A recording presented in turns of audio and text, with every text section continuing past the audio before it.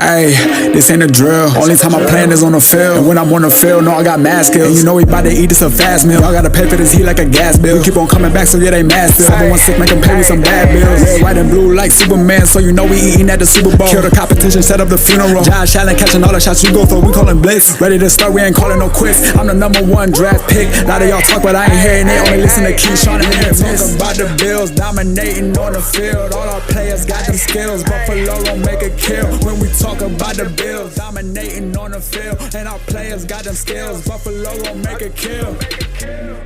Man, it's good to be back. Welcome y'all to the Post Podium Podcast, home of the all truth, no sodium takes. I am your co-host Aramis.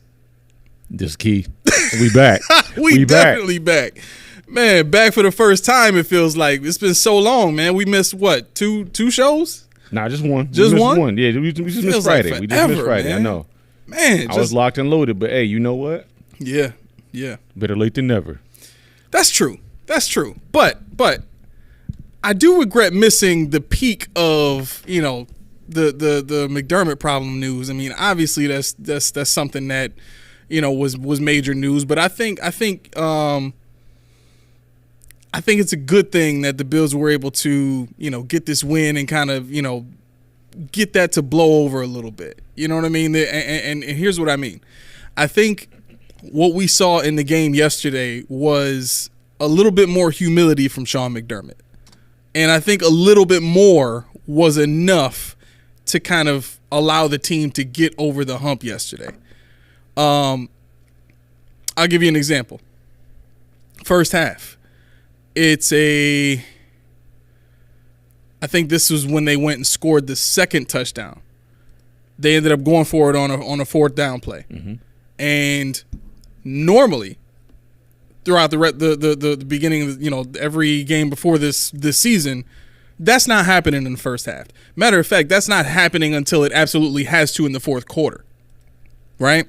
So I think there was a little bit of a, you know, come to Jesus moment that took place as a result of all this. I mean, obviously, anytime your dirty laundry gets outed, there's a bit of a period where you have to, you know, dial some things back and kind of, you know, take a look in the mirror and stuff like that. But there was maybe one or two instances like that fourth down play where you saw Sean just kind of, you know, take his hands off a little bit and let his players play.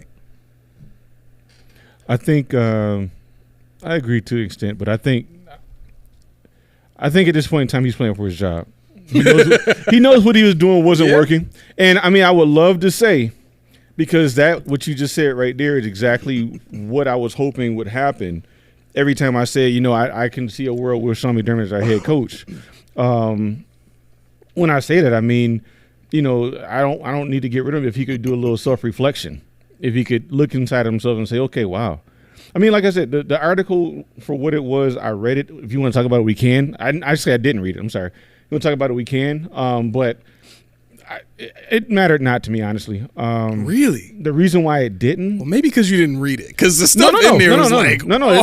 I mean, I've heard a lot about it, and I've heard people talk in depth about it. But okay. What it is about it for me is, like I said, if you can come back from that and learn from it, if you can be a better person or change your ways, if it opens your eyes to a new frontier, if you will, I'm good with it. You know, I mean, a lot of things people said, I mean, obviously I didn't hear everything, but a lot of things that I did hear were things that were more emotional. There were things that were more subjective, if you will. You know, people talking about he didn't want the offensive line to have Jordans on, or, you know, or no music, or this or that. Or whatever. The celebrations. Did you hear about that? Well, we talked about that. Okay, right. Yeah, we talked about that. But no, in my mind, as a former boss, if you guys work for me at any point in time, I'm sorry, but I could care less about that. It was more about the product. Now, the product on the field didn't match up with my rules, then something's wrong. I'm not going to be a tyrant and we're still losing. I got to figure out how to meet in the middle. Yeah. But when Belichick was winning, you know, he was the same way, but he was winning. Like we talked about last time, people wanted to play for him, not because they liked him, they hated him. Right. But they were winning, and they wanted at least to get one ring. Now the disconnect with Sean McDermott is you're losing all of the guys that you brought in. You're losing all the guys that said, I'm with you to win this thing, just because they don't like you. Yeah. And that's the thing. Like if you remember the Titans in the movie, with Coach Boone, the guy that came in there, I guess is a Caucasian guy, whatever. Not being insensitive, but he didn't like him. They didn't get along. Okay. The white players and black players didn't get along. They hated each other. Okay. But they came together for a common goal because they saw the system actually worked. If you don't look blindly at what McDermott's done, you'll see the system didn't work. The system never worked. It was the players that played in the system that made it work. Right. So by what was written in the article, I wish if it was me, I'd be like, oh man, is this real? I got to change something. I got to talk to somebody. Who wants to talk? Like Isaiah McKenzie said, he said Sean McDermott take time out of his day to pull you in office that you need a day off or blah, blah, blah, blah, blah. Yeah. He's a leader of men. We know that, but then somebody anonymously said that he's not the first one in. He's not the last one out. They said sometimes I ain't never seen him sleep in his office. I don't know if he's ever done that. Right. When I'll go up there for something, he's not there. Right. And then that goes back to Russ Brandon. Remember we talked about that way before in the show's infancy when I brought up how Brandon wouldn't even allow it on Sean's side of the building. Right. And that was documented. So none of this really surprises me because we've talked about how you were excited. I think that's why we're going to take this show was off. Vindication of everything that I've been saying up to this point. Yeah. And I never disputed it because it made sense. It always made sense. I just didn't have the concrete proof. Right. So to know it's out there, to know we're not out here just talking out the sides of our butts. I mean, that the credibility is cool. I don't. We said we weren't going to do this. We're not going to pat ourselves on the back. But no. But I do think that. I think you're right. I think and I think we're ultimately saying the same thing when it comes to Sean, the difference in Sean that we saw on Sunday, and even in the post game when you watch Sean past tense Sean go through the press conference after the after the article came out, you could really see a level of fear on his face. I had never seen that on him before. You could see it in his eyes. You could see it in his body, in his mannerisms. He couldn't hide it. Right. He looked like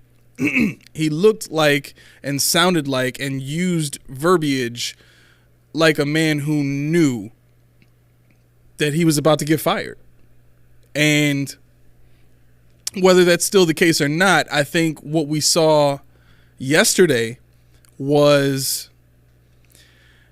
And this brings me to another theory I want to get to too. But we saw a team be able to put their differences aside, like you said, like your remember the Titans reference, and understand the goal as a team. Mm-hmm. And will Sean be able to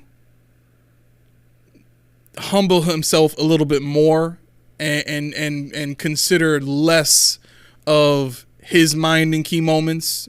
I still want him to get rid of that Kodak BS, but if he can continue to progress in this direction where he's relying more on the players and he's relying more on the offense, which is the strength of his team right now, and allow them to really get rolling like they did against the Eagles, I mean, ultimately, that's what we're looking for as fans, and I think that's what we can all believe in when it comes to them being able to make a run, them being able to beat Dallas, them being able to win against the teams they're going to face in the playoffs. I mean, I'm going to be honest, the Ravens don't look like an unbeatable team right now, and that is the best team in your division right now. That's because or in your fell asleep at the conference, wheel. rather. That's because you fell asleep at the wheel. You really had this was your greatest chance to. I mean, okay, maybe the Bengals. They still have our number, whether or not they're elite or not. That's up to discussion. Yeah, but I mean, but I don't think there's a person in the city or in the country that believes that Jake Browning is going to beat the Bills. Oh no, I'm not. It's just well, I don't know. I mean, Jake Browning they're saying is really good. However, that's not even where I'm going. Quarterback controversy in Cincy? No, not over Joe Burrow. But they're saying they're saying he's really good, and that's by a lot of media members. But I mean, the point I'm trying to make is, there's no reason why we shouldn't be that team, at least in number 2. Yeah. If Cincy would have had a healthy Joe Burrow, they probably would be number 1, probably. And we would be, if we played our game, we would be number 2. That's where the whole thing about the injuries, the defense, I don't want to hear it. Yeah. I don't want to hear it because a coach that was looking like yesterday, how'd you feel? Matter of fact, before I make my point, how'd you feel? And I wrote it in my notes. How'd you feel when you saw Sean McDermott slumped over at the end of the game and they're patting him on his chest and back? like he made a game-winning touchdown. And I'm looking like no, that looked more like thank God that they saved me. Like thank God I'm here another week. He was relieved. Absolutely. I think if Sean loses that game, they're not making the playoffs. The rest of the season, the rest of the season is shot. And I think at that point, it makes it easy for Pegula to say, "Look, man, the article thing." Yeah, I didn't know about any of that stuff, but I can't defend that, and I also can't defend what's taking place, throughout the season. And that's crazy if he didn't know. That's insane if he didn't know. I doubt no. The only stuff that I think that he knew about was the feelings on the celebration stuff. Don't be shooting CeeLo, as a celebration. Don't be. Don't be wearing Jordans and stuff like that. Like, I want my offensive linemen to be tough guys, and in order to be a tough guy, you got to wear Carhartts and work boots. I mean, case in point. Did I text you? I don't know if I might have put it on Twitter. James Cook dove into the end zone, benched him. Did he really? No, he didn't get benched. But I'm saying, if it would have been an old McDermott, that's bench. When have you ever seen anybody dive into the end zone for no reason? Well, and that's like I'm not even gonna lie. Texting you and Mel at the same time now is like a whole different animal. It's like I can't even. There's no time to even look at fantasy football anymore.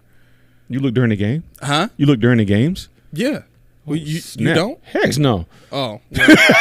I mean that's okay. No. I mean I didn't. Honestly, I think I texted. I wasn't gonna put it down, but dude, I was texting you guys. Texting my other man that was making me pull my hair out. I was tweeting and I was trying to do the Facebook page. So, oh my god, yeah. So I was like, where am I? Where am I? Right. That's what I felt like. Like kids is asking me questions, and wife is asking me, huh? Yeah. Hold on, let me get through. T's like, you ain't even watching it. I'm watching, but I got a blog right quick. Hold on, I got a blog, but no. So yeah, I mean, like when I saw James Cook dive in his zone, I'm like, yeah, he already got your number. He don't like you anyway. You get benched for the dumbest stuff, so yeah. It's still like there's still got to be something to that with the whole taking them off the field on third down and like I get the protection thing, but we can get into we'll get into the game stuff later. The game stuff a little bit later, but yeah, I mean there's no reason that you don't see fit to make adjustments to your scheme when you have guys go down. Mm-hmm. I mean, and that's why everybody says, and Pro Football Focus is completely the contrary to what people believe. I don't live by it, but I like to talk about them because I pay them. But they said our defense was bad yesterday. Again, it was. I know it was. But see, if you listen to the radio, you listen to the blogs and stuff, the defense was once again lights out. Blah blah blah blah blah. They weren't. They were bend but don't break as usual. Yep. As they've always been for the last couple years. Yep. So once we get on to the fact that, okay, maybe McDermott and Fraser didn't get along, blah, blah, blah. But in your article, what did it say? Again, McDermott took control of 13 seconds. He sure did. The squib kick was supposed to be a squib. He said kick it through the end zone. Yep. So this is just, if you like McDermott, love McDermott. I don't care because I can understand why. But don't scapegoat nobody else. If you're gonna blame somebody, or if you're going to put the onus on somebody, put it on the right person. And multiple outlets have told you who that person is. You can't avoid it anymore. Right. So he's our coach, yes, and I'm fine with that.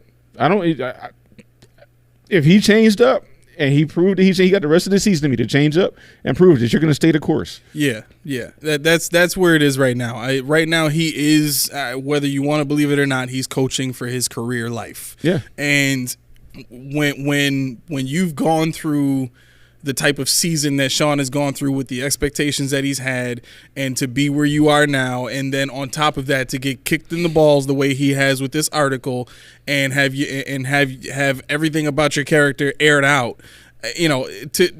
Here's what really bothers me about this whole thing. They have created this narrative where Sean is this victim of this article. No, dude. Somebody put you on blast for who you've been in secret. Not only did they call you a fraud and a phony, but they basically said you take no accountability for anything.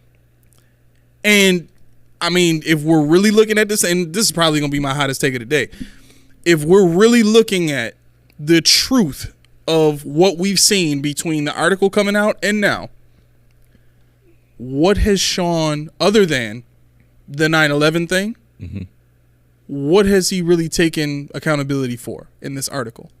I didn't read it, so yeah. He didn't address any of it. He didn't answer any questions about it. And even with the 9/11 thing, he talked about how, his how did he say it? His character is very important to him. Yeah. Well, of course. But the way that he's saying it is our perception of his character is very important to him. And usually when someone is, exhibiting narcissistic, characteristics, as the article indicates, these are the type of things that they say to defend themselves. These are the type of things that they do to deflect or defer judgment on them or any negative perception on them. If they can't be the victim, then they somehow, give the illusion or give the how can I say this? They give the show of taking accountability without actually, exhibiting the remorse and using the language of someone who genuinely feels that and is genuinely, putting that out, right? And so, it comes off as one of those things of you're not sorry you did it. You're sorry that you got caught doing it. And you're sorry that somebody put you on blast for it.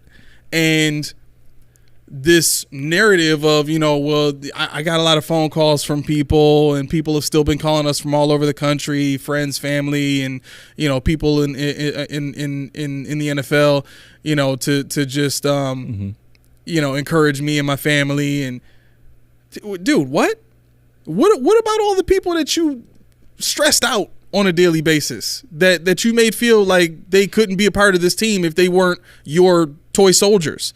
What about Leslie Frazier? What about Chad Hall that you treated like dirt? Like, you basically added on an extra hour onto his day because you hated the relationship he had with the team. You hated the relationship he had with the receivers. They bought him a truck. You got pissed off, and now you making his life harder. He wanted a truck too. He's a Rick Frank. It was her truck. Why can't I get a truck? That's what I'm saying.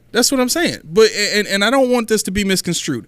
I'm not in front of this mic trying to, hammer Sean all over again. My whole point in saying this: if you don't want a camera and a mic, then you can't talk. Because I tried to set up a whole nother camera today, and you started whining and crying. I thought he was a third camera. Oh, okay. Yeah. Anyway, he might need a ride home, Key. Okay. He might need a ride home. But anyway, my point in saying all of this, my point in saying all this is there needs to be clear eyes and clear vision looking at what has taken place between the article coming out and now. And I don't want anyone to be fooled by what they've seen, because this is another opportunity for growth in Sean McDermott to take place. And if we fall for the narrative of he's the victim and the team is rallying around him and all that stuff, then we're gonna buy another 2-3 years of the contract that he's under for this extension that he has, and let him continue to do some of the things that he's doing. Usually with narcissistic behavior, they'll make subtle changes for a short period of time. Yeah, and that's the thing I'm worried about. I mean, you got 4 with 5 games left to show us what differences you're going to make and how you're going to play with the hand that you're dealt. I mean, honestly, for me, I the 9/11 thing. What was it, 5 years ago? I mean, come on now. I mean, Ty Dunn, he was reaching on that one. I mean, yeah, okay. When it comes out, you know, America's team, everybody red, white, and blue, blah blah blah. But there's a reason why coaches and players don't want media inside the locker room. There's a reason why. And anybody that's played football, basketball, any sport on a high school or greater level, you have heard things that probably definitely shouldn't have been said. And I can tell you, I not towards me, but I've had teammates and people like that have had breakdowns, you know, mental breakdowns because of things that they couldn't endure in practices. So for me, on the other side as a player, I understand where guys, and it's funny because, you know, when people say, at my job, you know, people say, I didn't mean to yell at you. It's not you. I played basketball for 10 years. Nothing you can say will surprise me, you know, and that's how I look at it. And I get the narrative for, you know, for the barbers and the soldiers and all the, you know, because he brands it. He Right. brands for the soldiers, for this. That's where you're going to hurt yourself. Right. That's the double talk. Right. I mean, I get the point that he was making, because I had a situation where I was ignorant to the fact of, thought I was not cooler than I was. I thought I was better with people than I was. Mm-hmm. Didn't know that one or two of these guys didn't like me at the time. And knowingly they fancied the company of the same sex. And so I walked up to him, one was training the other, and I said, oh, no, they ain't put you guys together. And it wasn't because of that. I was a coach. I mean, I was the supervisor for both of them. You insensitive bastard. Right. But I was a supervisor for both of them, mm-hmm. right? And I didn't know they didn't laugh. I thought it was cool. So what I meant was, because one of them used to sit in front of me, he was like, he always turn around and ask me questions. I need this. He was like very anal about things.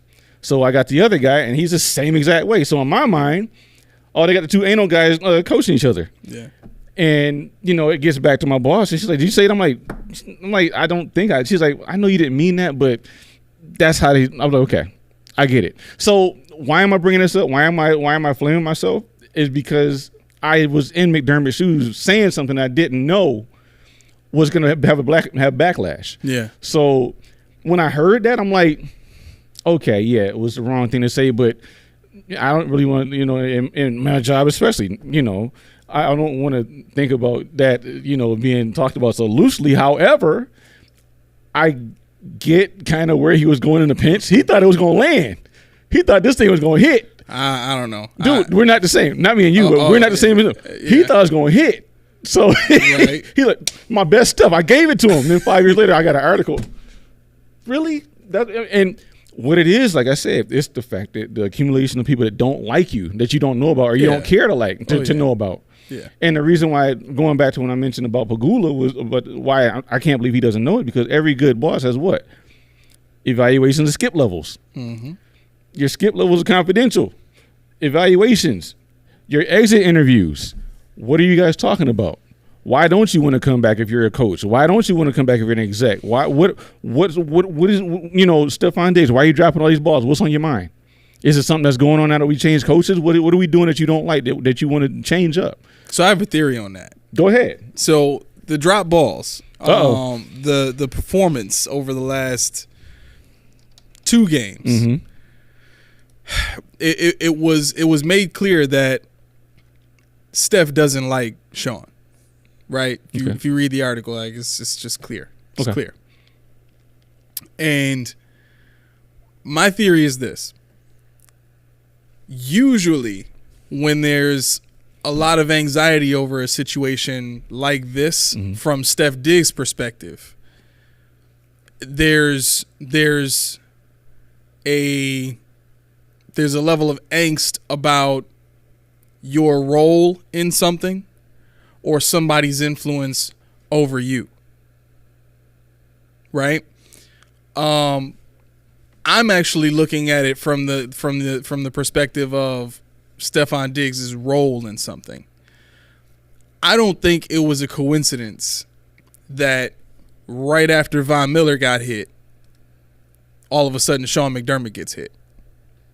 Now, Diggs and Miller are boys. Mm-hmm. Like, they boys. Mm-hmm. Okay? for the stuff, surrounding Von Miller to come out, and we've talked about this on the show already, I don't think it was a coincidence that it comes out at a time that is most distracting from the Eagles' loss.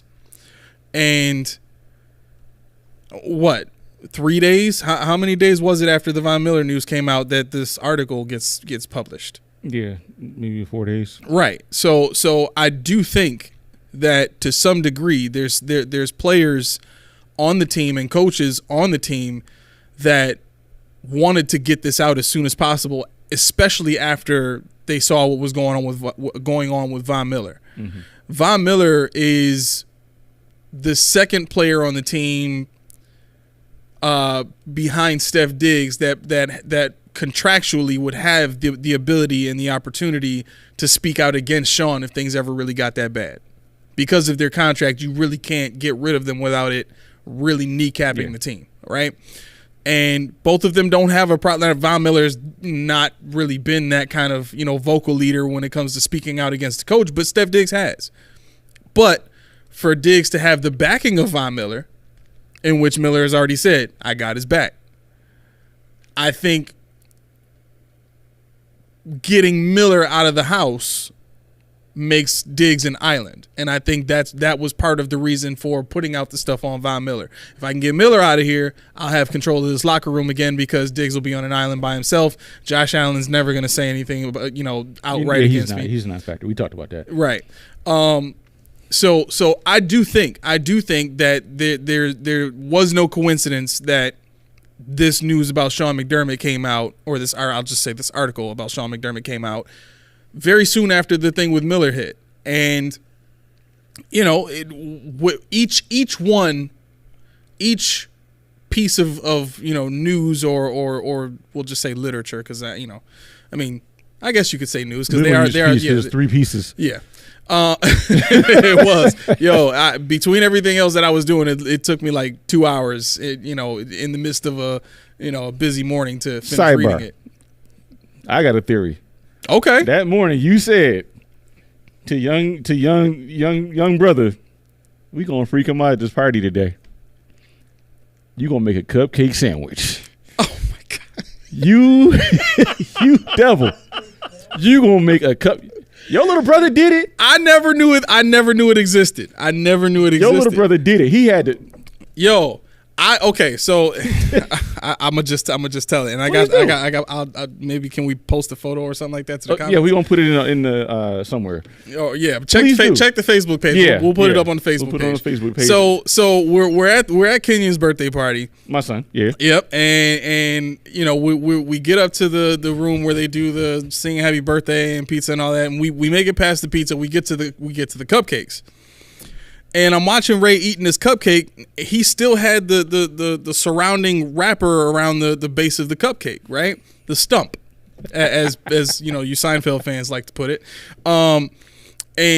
And so he's like eating. He's trying to eat the top of the cupcake through the frosting. Now there's a lot of frosting on this thing, right? And the last thing I need is a lot of frosting. Yeah, last thing I need is for his whole nose and face to get tore up by frosting. That just wouldn't have been great for me. So I try to give him a little bit of game. Hey son, you could just take the wrapping off the side of the cupcake, and that's how you're supposed to do it. With the whole base. And so and he goes, I got it, Dad. I'm thinking in my head, like, I don't want to argue with a 6-year-old about how to eat a cupcake. I know how to eat a cupcake. Like, I'm over 250 pounds. I know how to eat a cupcake, right? So I'm just like, okay, but, and as soon as I say okay, but, this man takes the bottom stump off the cupcake, puts it on top of the frosting, and goes, see, Dad, look. And my jaw I'm like speechless looking at this genius child I have, 6 years old, and how he just shut me right up. Like, your time is over, old man. Like, I got this. Like, I back up. The game. This is me. I'm gonna show you how to do this. I got the cupcake world on smash. Watch this. Yeah, right. Took the stump, put it right on top. I got a photo of it and too. Ate it. Unbelievable. That wasn't even the end of it. He ate it. Like, normally they do stuff like that and they leave it. No. He put it down. No. Clean. Practical dude. Practical dude. Clean. So yeah, so that's where that came from. As but my son sits there at his own party with no pizza, the only one with no food. Yeah, but you know what though? There's such a humility about Ken. There really like is. He was just content that everybody else was having a good time. Sure. You know what I mean? Like, do you have pizza? Nah. No. Like, I got the birthday pin on and I got the VIP. No pizza. There wasn't even no. I don't got no pizza. It was just like no, I don't. I guess I'll wait till later. You're right. Everybody's on the ball.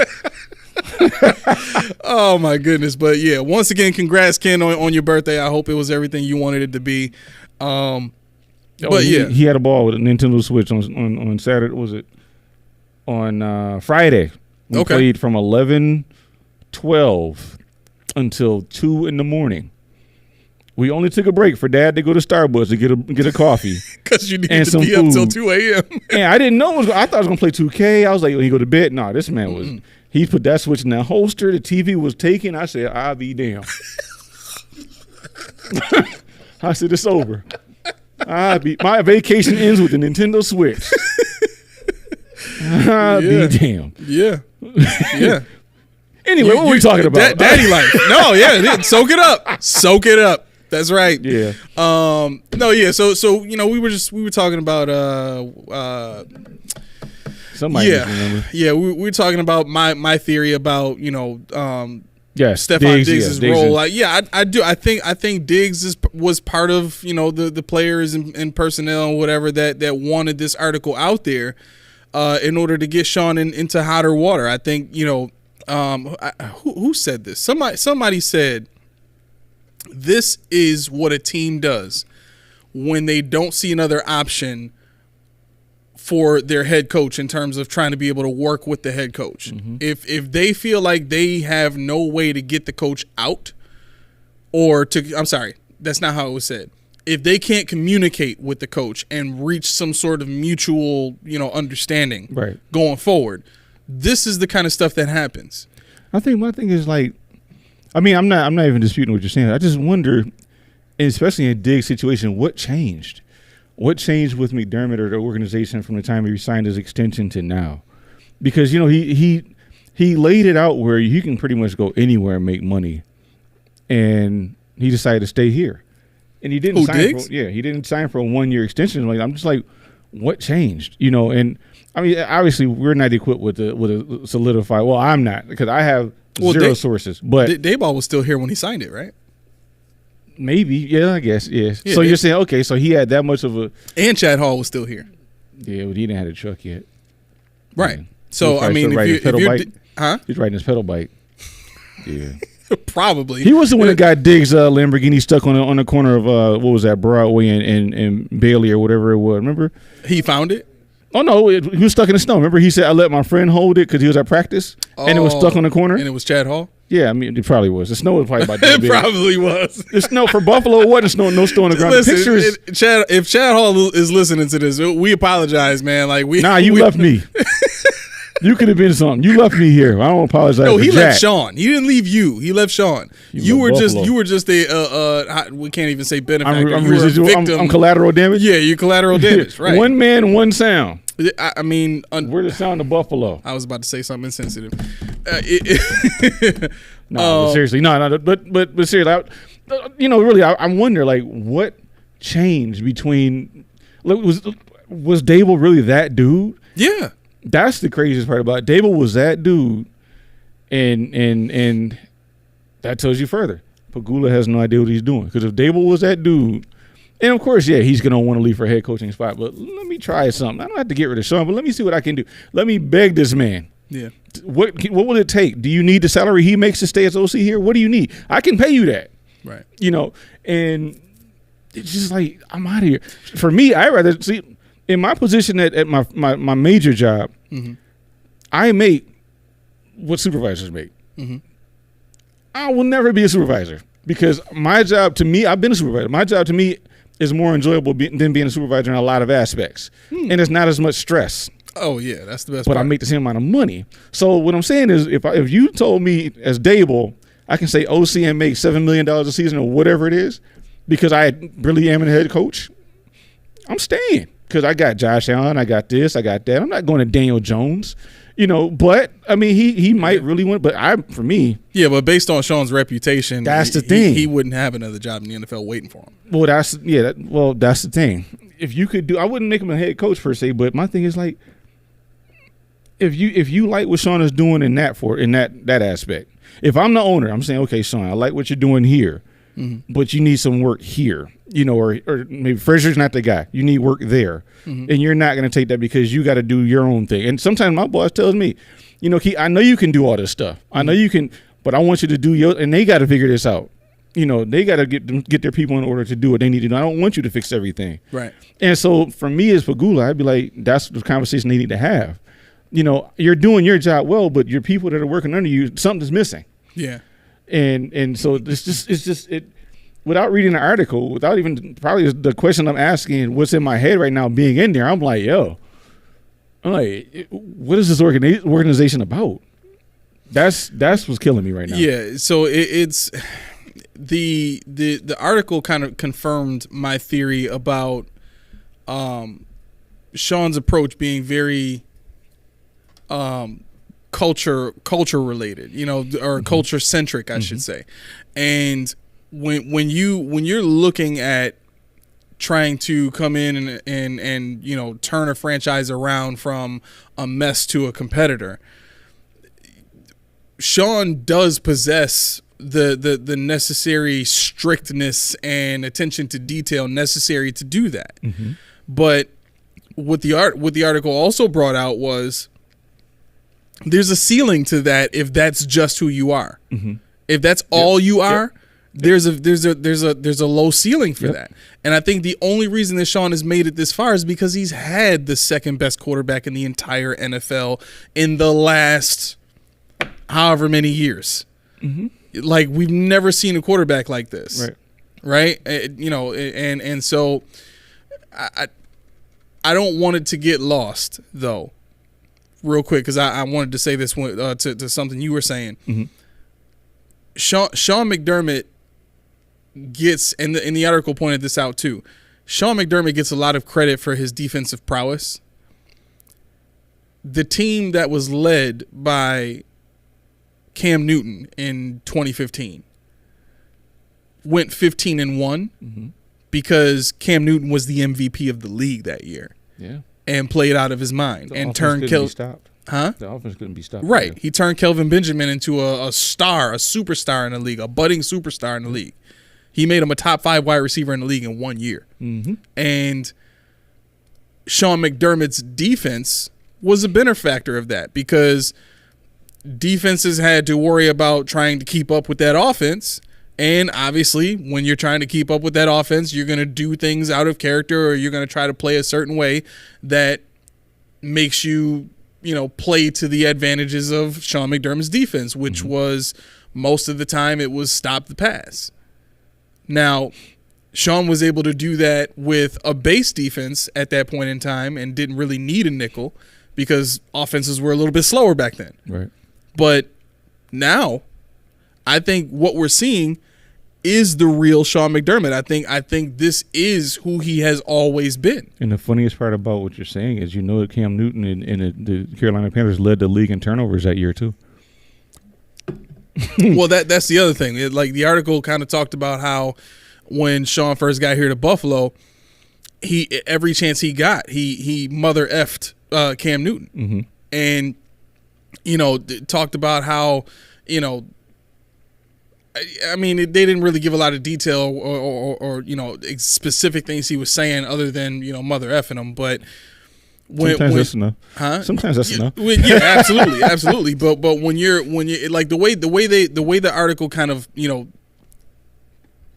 gave the perspective on it, it gave you the impression that anytime anything with the Panthers came up, it was an opportunity for Sean to bring up how much he didn't like Cam Newton's influence on this or that or the other thing, right. And I think all of that spoke to a certain type of culture that Sean was trying to instill in the building.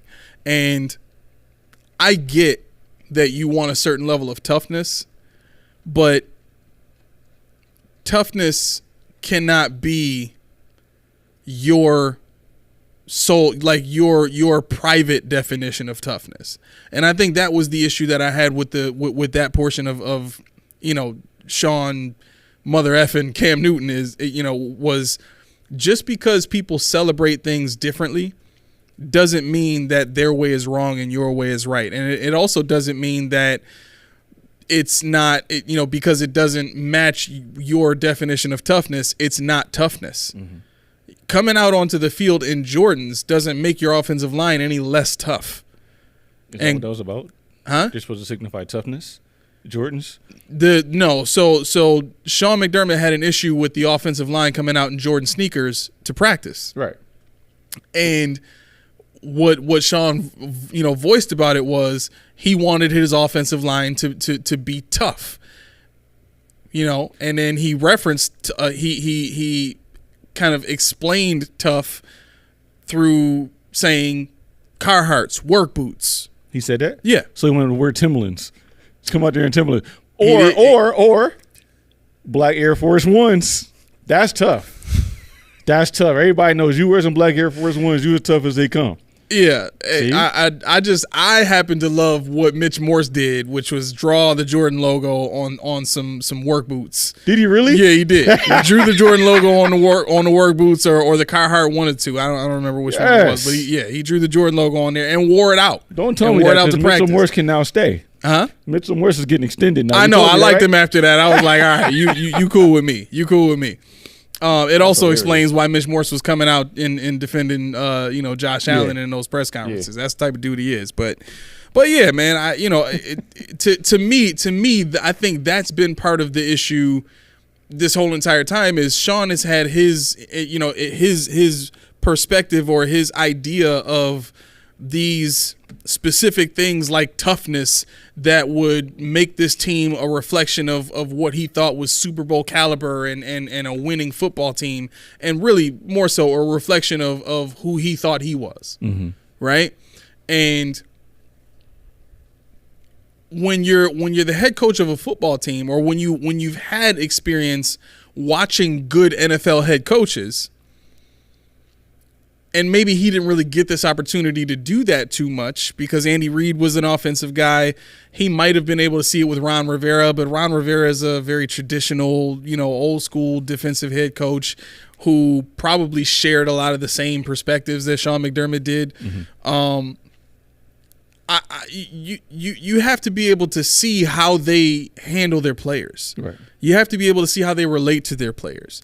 And right now, I think, with what we saw yesterday, the bridge is being built. I think this game and the way they won and, the way the defense kind of stepped up, for the sake of winning the game and maybe to a degree stepping up to help their head coach. I think there is something to be said for that. And I think the bending over at the end of the game, it looked more like relief than anything else. It's more like a woo. In my mind, I'm like, God. Yo, you don't deserve water for this. Let me get a water bottle. Yeah, right. Let me get one, please. Let me some oxygen too. Oxygen. Like, you ain't doing nothing now during the pour on myself. Right. Don't nobody like me put my own Gatorade on me. Right. But yeah, no. Actually, I was curious. When you said you had a level of respect for 39, was that from the article or you just met? What? Yeah, so I didn't know this, but the article talked about when 13 seconds happened, and they interviewed Levi Wallace after the game. You can say the name? Huh? You said a name? Yeah, I said it. I said it with no problem. So after the game, they talked to Levi, and he said if you want to put it on me, you can put it on me. Like, that tells you.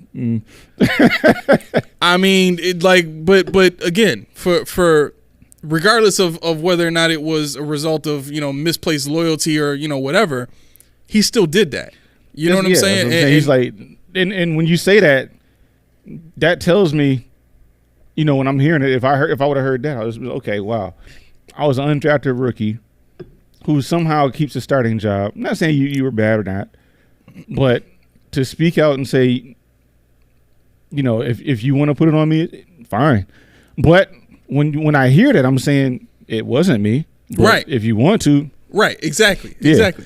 But I don't know. Like, I didn't think he was that kind of guy. Right. You know what I'm saying? He was always very quiet, and he always seemed to, be the benefactor of some kind of, sonly love or, whatever from Sean McDermott or something like that.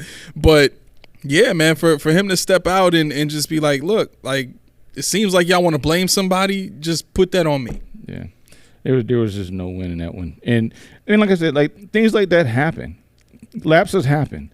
But the thing that I laughed at was, and this is the last thing I have for the article because I wanted to move on to a couple other things, okay. But you can if you have more. Was when they said, two things. When they said he blamed Dawson Knox for the Houston game, I think it was. He blamed him for, I think, the Houston playoff game because he had a illegal block or something. Yeah, that's right. Yep. And the other thing was. Walking in the room saying, "You guys figure this out." Yeah. But this is the funny thing about that. When you hear that he said that, what does he always say in his press conferences? It's on me. Yeah. I got to take a hard look at myself. You guys got to figure this out. I'm out of here. By me, I mean you. Deuces. right. Yo, I swear, I would, man. But this is just the type of person I am. Like, if something like that would have happened back then, man, that article would have been out like 2 days later. Yeah. I would have called so many people like, yo, we got to get this dude out of the office right now. You would have butternut junior that dude. Yo, straight up to the gut. To the gut. So that he twice. would be having baby butternut juniors. Straight up. Oh, yeah, I mean, God. Knowing who I am, I'm like, who are you talking to? Right. Who? Hold on, let me have a word with you. But I did that with one of my bosses once, and I think that cost me my job. But I digress. Oh, it happened. Why?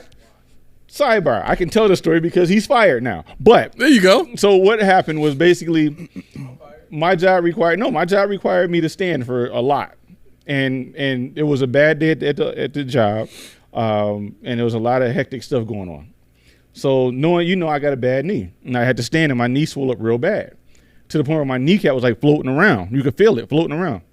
And I showed him. I was like, yo, I said, I'm going to have to call off tomorrow. I never call off. I said, I can't. Believe me, I know. Yeah, I said, yeah. Me and Tramel have tried to get you to call off millions of times. Yeah, I do. I missed so many Bills games because of work this time. Yeah. But yeah, he's like, I said, I'm not joking. I said, he's like, oh, that's cool. You just throw your badge in while you're at it too. I said, what? Oh, you heard what I said. Just throw your badge in. And I'm 24 years old. I didn't know the Lord like I know now.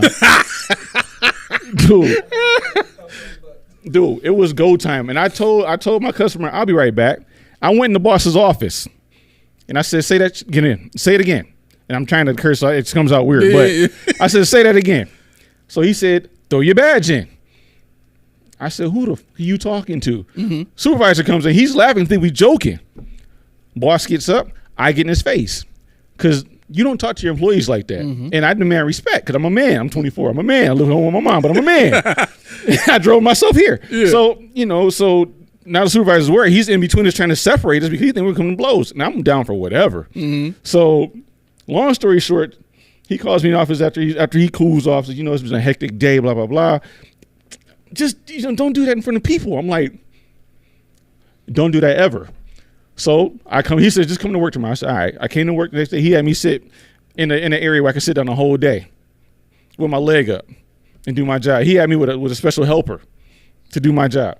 But the thing is, and so these guys let McDermott come in there and say, you guys figure it out. No, it's your job to figure it out. Right. Let's go into the lab because I'm not going by myself. Yep. But none of them stood up. I have minimal respect. And I get it. I get it. That's a lot of money to lose. But when you're in that and when you're in there and you demonstrate some level of proficiency, you're going to get something somewhere. Yeah. Matt Eberflus is going to get another job. He sucks. Brian Flores, he's going to get his second job now after what he did in Miami. Yeah. I mean, Greg Williams after Bounty Gate or what was it? Kept getting jobs. Got a job. Kept getting jobs. Rex Ryan got jobs. Is he still in the league, Greg Williams? Probably is. Let me look that up while you talk. But the point is, it's like, yo, we all men here. Mm-hmm. This is not indentured servitude. I get paid to do a job, and so do you. Yeah. And so I think for me, it's just tough because I've never seen McDermott, and imposing wise, he's not an imposing dude. No. But he wants to be taken that way, here's what. Forget it. I'll just say it. He wants to come across as a tough guy. Yeah. But everything about the dude is scapegoating other people, blaming other, pointing fingers, putting on this persona of being tough, and nothing that he does or says in reality is actually tough. Mm-hmm. And when you're that kind of, like, I've been friends with people like that, so I know people like that intimately. Oh yeah. And it's not fun being friends with people like that. You know what I mean? You put up with a lot of, lies that you don't even expect to come out of their mouths, and it's stuff that when you hear him say it, it's like, what?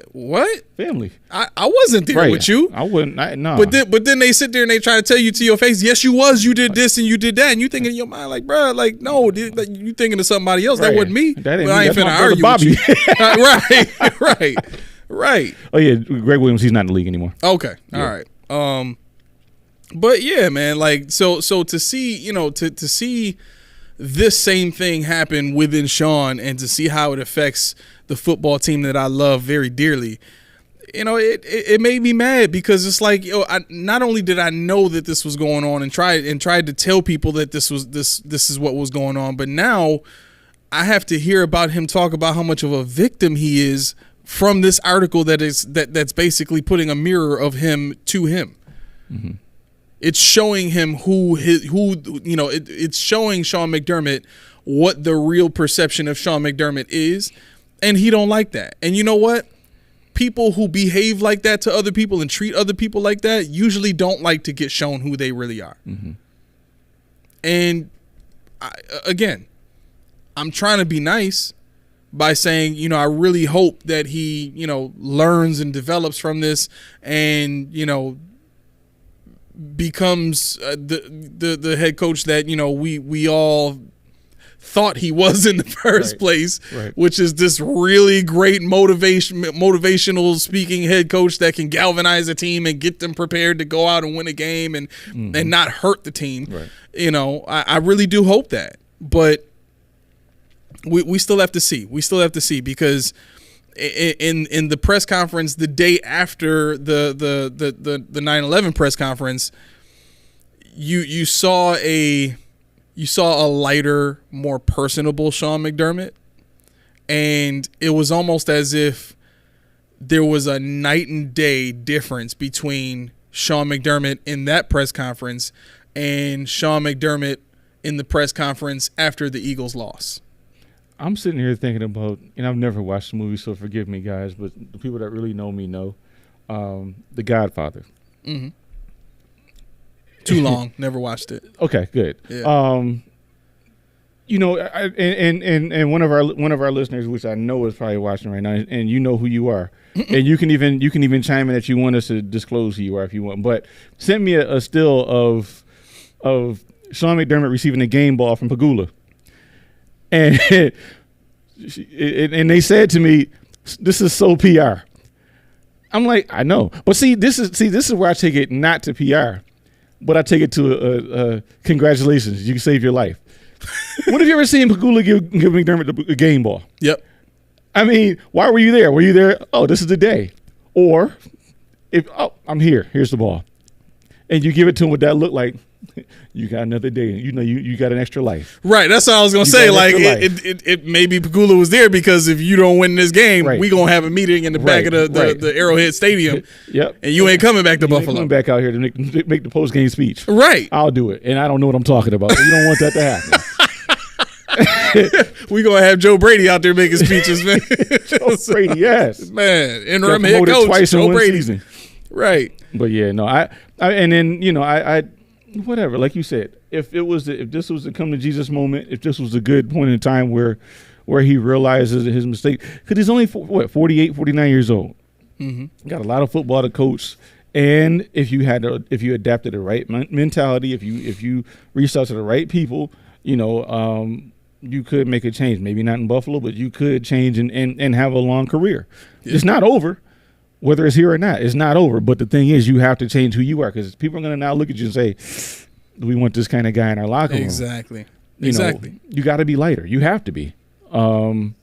But speaking of which, you ready to move on to the game, or you got more in our article, or? I mean, I'm sure it'll come up at some point. Yeah, that's fine. We got time. Yeah.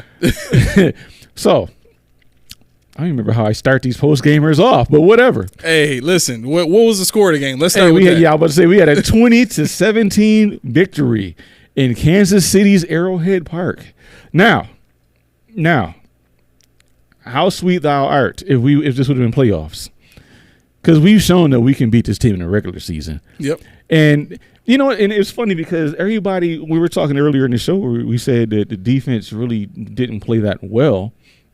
And people are going to probably flame that, but there's cold, hard facts. I mean, you look at the teams that Kansas City played.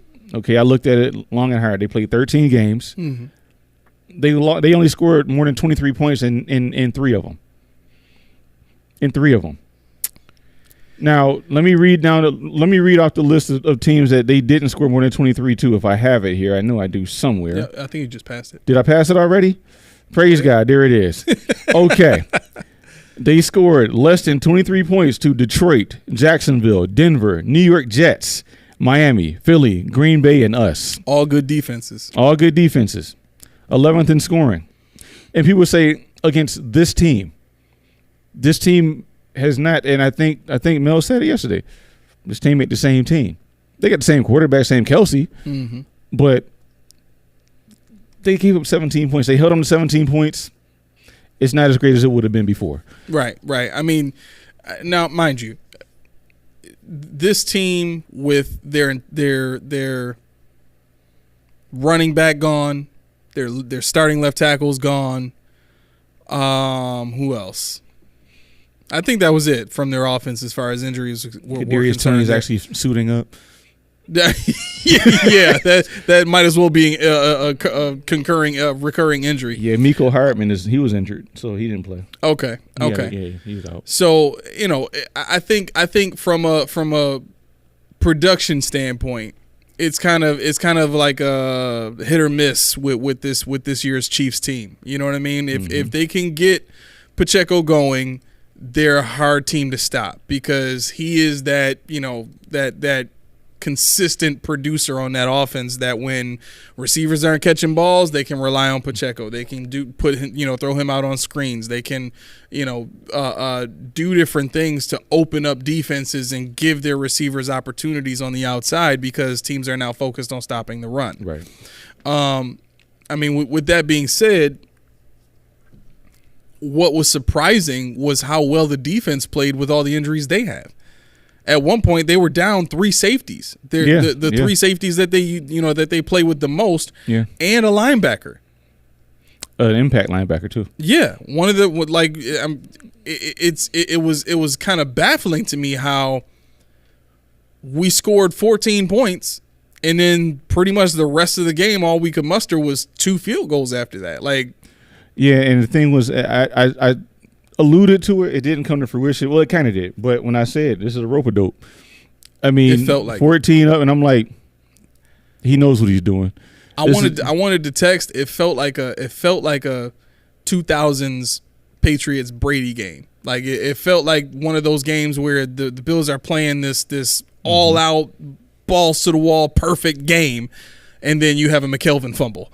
You know what I'm saying? Like that's what it felt like it was going to end up being, and it almost did. It did. We almost got another epic loss under our belt with that freaking lateral pass on the day that Frank Wycheck dies. And and I was going to say this almost like LeBron James winning the in-season tournament. But anyway, I'm not going to go into that because that'll take the rest of the show. Yeah, we are not ever talking about basketball in this show. No. We can talk about Michael Jordan on the show. Oh, okay. We can't talk about somebody else that people keep trying to say is better than Michael Jordan on the show. We can talk about Kobe. Huh? Can we talk about Kobe? We can talk about Kobe all day long. Okay. I won't right now. We can't even get to the person that's number 3 on the list until we start with MJ and then go to Kobe at number 2. I will take that. Okay, young boy. Right. Nobody heard that. No, nobody heard it. He's getting the camera. Right. He's getting the camera. He's definitely getting the camera. But thinking about the lateral, did you hear what Rex Ryan said? No. Oh, what'd he say? What'd he say? He said, this dude never disappoints. He said, you know I like toes, but I don't like this toe. Come on, we're crying out loud, Tony. He said, y'all know I like toes. Yo, he does not care. This article would not have made any difference if it was about Rex Ryan. You know that, right? If the Bills would have tried to smear Rex Ryan, he'd be like, I don't care. I like toes. Right. Exactly. He said that, and it was funny because I saw it on Instagram, and I'm scrolling. You know how sometimes you get the double, and you got to scroll to the left to see the video? Yeah. I didn't know it was a scroll to the left. I thought somebody was just playing around because it came from like a they put the little quote on there. Mm-hmm. I scrolled. This man sure enough said that Ryan Clark was dying, had the thing over his face. He was trying so hard, but man, but like the thing about the Tony issue, and this I had a lot of conversations. I saw a lot of conversations with regards to that. Patrick Mahomes and Andy Reid were wrong in the sense that they're owed a warning. Yeah. So what people don't realize is normally when I'm sure you guys know, but when you watch football, you'll see a wide receiver point at the sideline all the time. They'll always point. They'll always point. What they're doing is saying, "Am I on?" And when they say, "Am I on?" that means, "Am I on line?" And sometimes they'll swipe their hand behind their backs. I don't know if you can see, but they'll do something like this here. Yeah. And that says, "I'm offline. Am I off?" Okay. What's happening here is people are saying there was actually 2 tweets that were deleted that said he actually saw him ask the ref for confirmation. The ref doesn't have to give you the confirmation. Right. Now, if in fact this happens all the time, and in this play they said this happens all the time, why now? If in fact, he asked for confirmation, which nobody on the Bills side said they saw. Sal Capaccio was on the field. He said he didn't say he saw anything. Mm-hmm. Why, right now in this instance, you would think that the ref would say yes or no. You would think. Right. This would be a weird place for them to say, I don't have to tell you anything, or just ignore the guy. Right. But if Patrick Mahomes looked like he knew what it was when he snapped the ball. If you knew, make the correction before you snap the ball. Exactly. You can see that. And furthermore, the right tackle all game long, not just our game, every game I've watched the Kansas City play, he's off early. Yep. And he's not online. Yep. He's not covering the guard.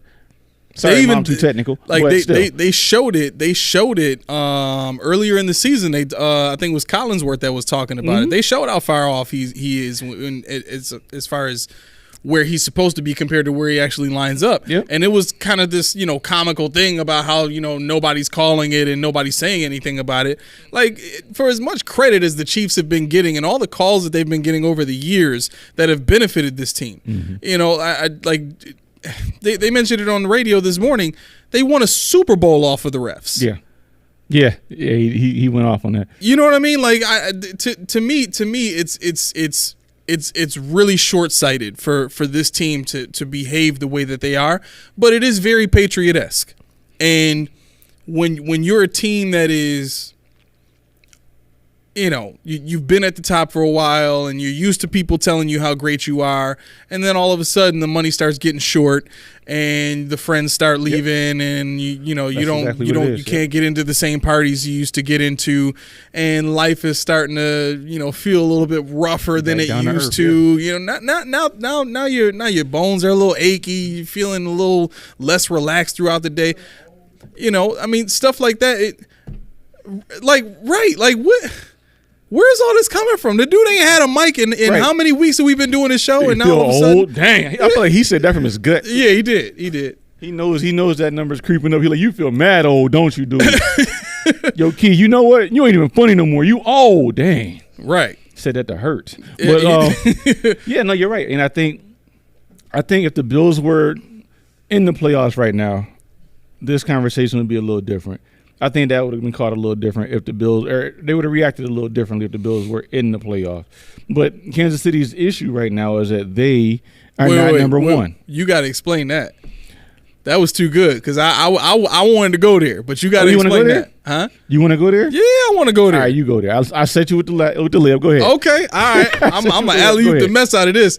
Listen, if it's not clear by now that there is somebody pulling strings from somewhere, if the Buffalo Bills can get a what is it what did they call Josh Allen for?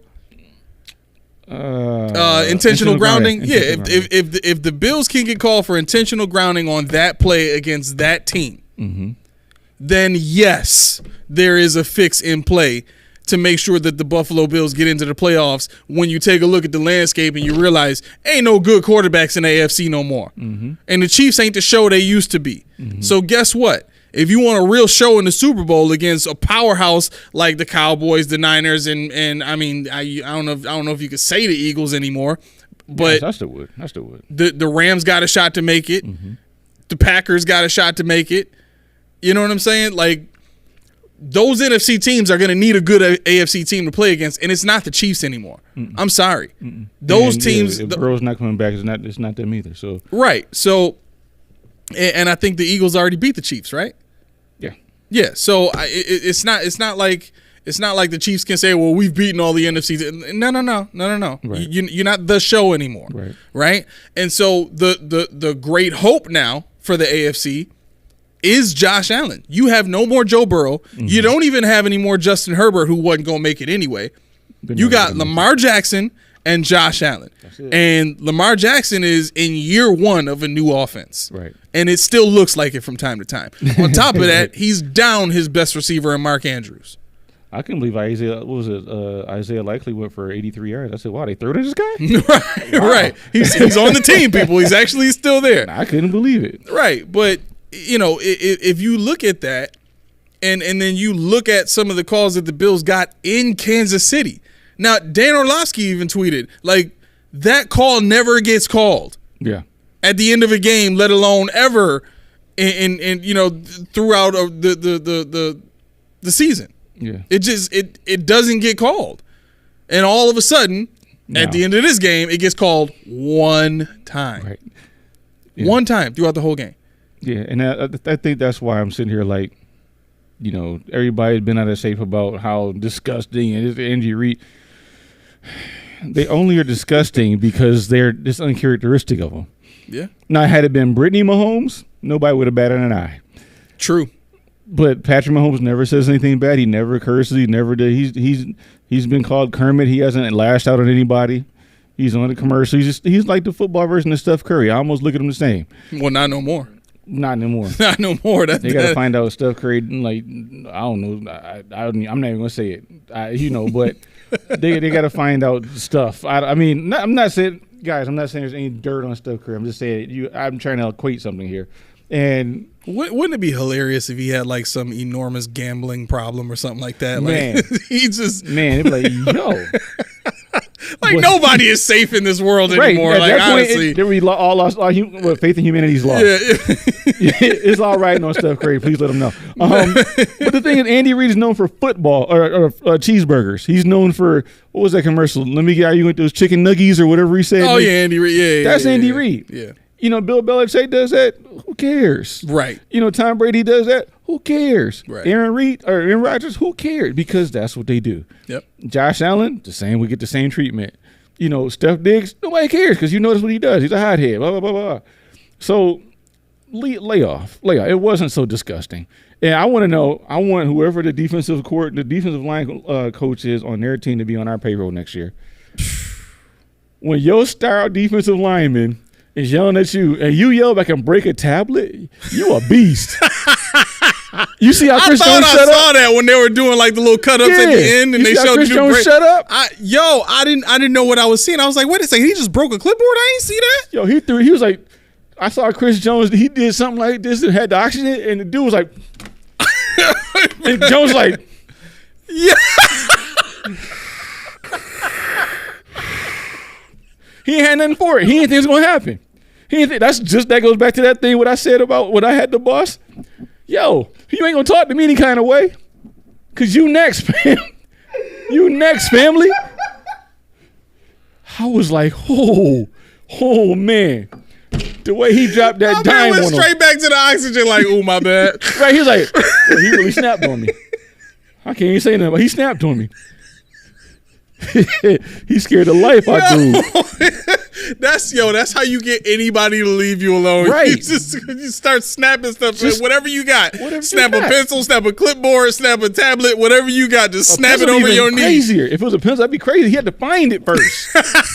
Going to his joint here and then like just pop. Yo, it'd be like a Mortal Kombat fatality, dude. It'd be like a fatality in Mortal Kombat. He would have to find the pencil in his pocket. Gosh. In the day and age when everybody walking around with tablets, this dude somehow still got a clipboard. He got a clipboard and dropped it. Man, It just snapped it on crit like. he let that ground have I it. would leave a dude like if a dude snap a clipboard on me, like I'm leaving him alone. It's over with. Oh, okay, you I got didn't it. tell Bro. you. You got it. I got nothing for you.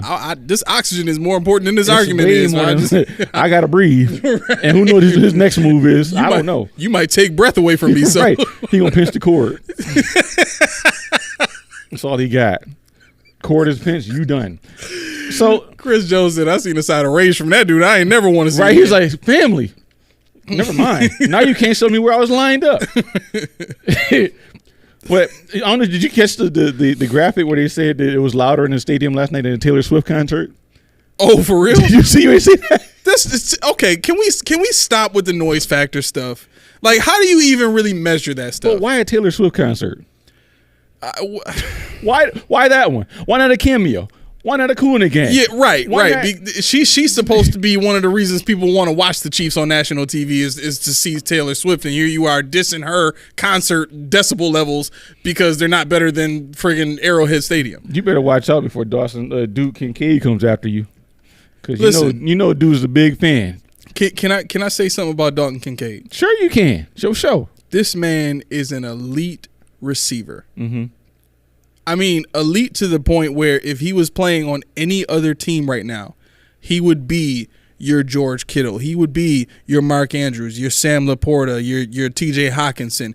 He is that caliber of a tight end. Mm-hmm.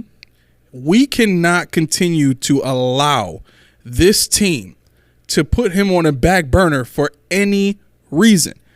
The man's abilities and capabilities and his what he brings to this offense is too valuable to be giving his reps and his passes to Dawson Knox. Well, no, I don't give a damn what Dawson Knox has done for this team. No. What I don't understand about the game yesterday was this. It's not the Dawson Knox factor, because Dawson Knox actually played really well, and not just the catches. I sound like a Gabe Davis fan, but this is I don't know if you saw the play where what's the left tackle? Deion Dawkins was standing there waiting to be passed off.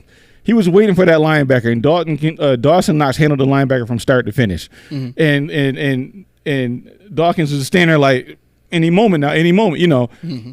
But what I didn't understand was not only putting Kincaid in the slot, which I thought he was supposed to be, they put him on the outside. Mm-hmm.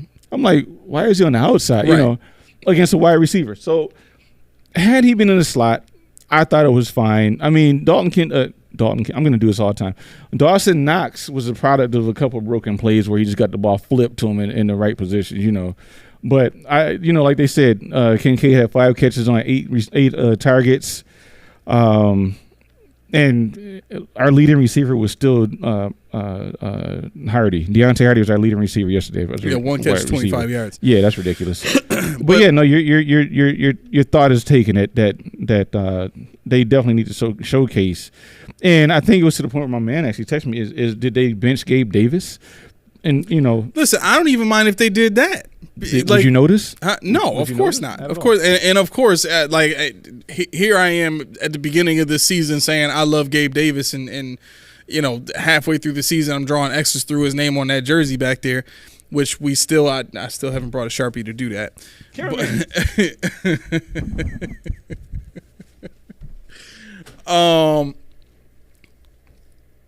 For Davis to know that he was as wide open as he was on that play and then come back to the sideline and be screaming at somebody, shut your mouth and sit down somewhere, bruh. You ain't did nothing the whole entire game. It wasn't like you was getting open the whole time and people just kept missing you and not seeing you. I put that in my notes. That's what it is. You're not going to get that ball when you haven't gotten the ball the whole game. I mean, really the last 2 weeks, 3 weeks. Yeah. Like, when have you really made an impact on the game aside from what the Tampa Bay game? I think it was. I think the Eagles game he was good in. Huh? The Eagles game he was good in. Yeah, he was. Yeah, he went for what like 8 or 9 for 105 and a touchdown. So he was good there. But the totality of the thing is not lost. Terrible. Eagles secondary is just terrible. I mean, the totality of your point is not lost. I mean, what has he done? Like I said a while ago, I'd rather him give me 50 yards a game than have 100 yards in one game and be lost for 2 extra games. Right, exactly. But back to my Dawson Knox point. if you're taking Gabe Davis off the field to put Knox on there, fine. But you have to get Dawson Knox running routes from the tight end position. You have to get him lined up against safeties and linebackers to take advantage of their lack of ability to cover a tight end. There is nobody in this league, who can cover Kelsey one-on-one. Nobody. There is nobody in this league who can cover a Hockenson or a Sam Laporta or a Mark Andrews or a George Kittle one-on-one every single down and shut him down. Dalton Kincaid is in that same ilk. He is made of the same stuff that they are, and you heard it here first. I'm telling you, if he was on you put Dalton Kincaid on that Cowboys team, he's an instant star. Because Dak loves his tight ends. Dalton Kincaid on that Cowboys team is their number 2 receiver right now. I don't understand how. Well, I guess at the end of the thought, I do understand how. Is Sean McDermott we're talking about here, and he has the things that he wants to see on this offense, namely this year the 12 formation. Mm-hmm. But Dawson Knox is not so demanding of a role in this offense to where he needs reps. He doesn't need reps. His contract dictates that he needs reps, but Sean McDermott has already shown us he doesn't care about contracts because otherwise Kyer Elam would be on the field. So don't say anything to me at all about, well, you're paying Dawson Knox this, or, well, you need the blocking. We saw against the Eagles, we saw against basically the last 4 weeks that Dawson Knox has been hurt, Dalton Kincaid turned into an instant beast. Instantly. I mean, I know I'm kind of beating a dead horse now, but I just want to make this thing clear. Like, can we please drop the Dawson Knox needs to be on the field spiel? No. No, but honestly, I think what the difference is, David Edwards, his play has gone down markedly since. Obviously, it's only one game, but his play went down dramatically yesterday. And Dawson Kincaid, we got to come up with different names. They're too close. Just say Kincaid. Dawson Knox. He was in for 15, or he was in for 36 snaps yesterday. He had 15 of them were blocking sets. So, he contributes a lot in the blocking game, which, I mean, it's better than David Edwards because he has that threat of not only not having to say his name every play that he's eligible, but that he can catch a pass. So no, if we were looking at Dalton Kincaid's snaps going down because of Dawson Knox and Kincaid, that's what I'm going to say. That's it. If you're saying that Kincaid snaps were down because of Knox, then yeah, I get it. But Kincaid still played 60 snaps, and that's right about his average. So, I mean, he didn't lose much in that regard. Now, if we were talking about the defensive side, where A.J. Epinesa, which I can say, and Von Miller, Epinesa got hurt yesterday, so that's I mean, you got to. It's fine, that, but right. Just for the sake of argument, Von Miller getting snaps from people that he has no business taking snaps from, even Leonard Floyd. So, yesterday he made a appearance, I guess, twice or whatever. But going back to your Dawson Knox point, I think there is something that they can do in this offense with both of them, especially when you got Spencer Brown on your offensive line. And now Deion Dawkins in your offensive line. We just have to figure out a way to be more creative when it comes to Kincaid. Okay, let me ask you this then. Mm-hmm. If Dawson Knox is of such a value as a blocker, mm-hmm. how in the heck did that defensive line for the Chiefs keep getting through? Right up the middle. Right up the B gap. Well, I think that's my point. Yeah, that's my point. Is that they were gonna get through that offensive line one way or another. And you know what it was though? No, you're right. But you know what it was? They ramped up the pressure in the second half. They rope-a-doped them in the first half. Like I said, they were vanilla. In the first half, they were vanilla. The second half, they started sending blitzes. They started doing exotic stuff that we weren't ready for, and we didn't adjust very well. Right. Because David, can I go home now? What's the guy's name? McGovern. Connor McGovern was horrible yesterday. He almost got his knee busted by Chris Jones. Did you see that one play? He got up and he was sore. He was horrible. Yeah. And Snowman, he put on his Instagram yesterday, you know, he posted the tweet posted the video of him getting a holding call. And at first it's like, yo, that's not a hold, because the guy fell and he like just hit him down. You see at a certain angle, you can see he has him in here.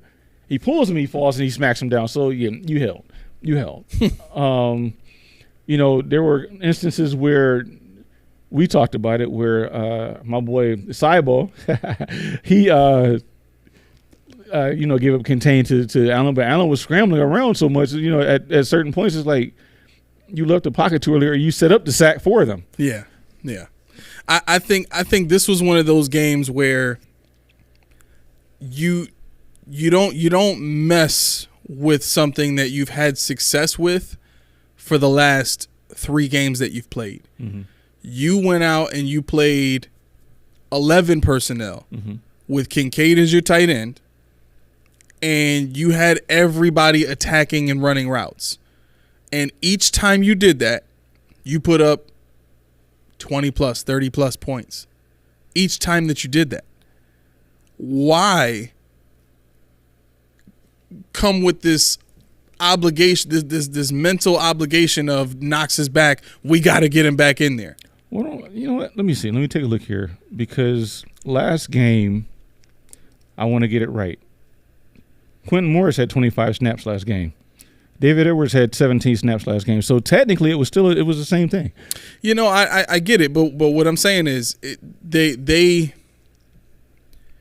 didn't have to worry about them getting catches or taking catches away from Dalton Kincaid. In those games where Morris and Edwards played, Kincaid was featured. Mm-hmm. Kincaid essentially was the number 2 receiver on the team.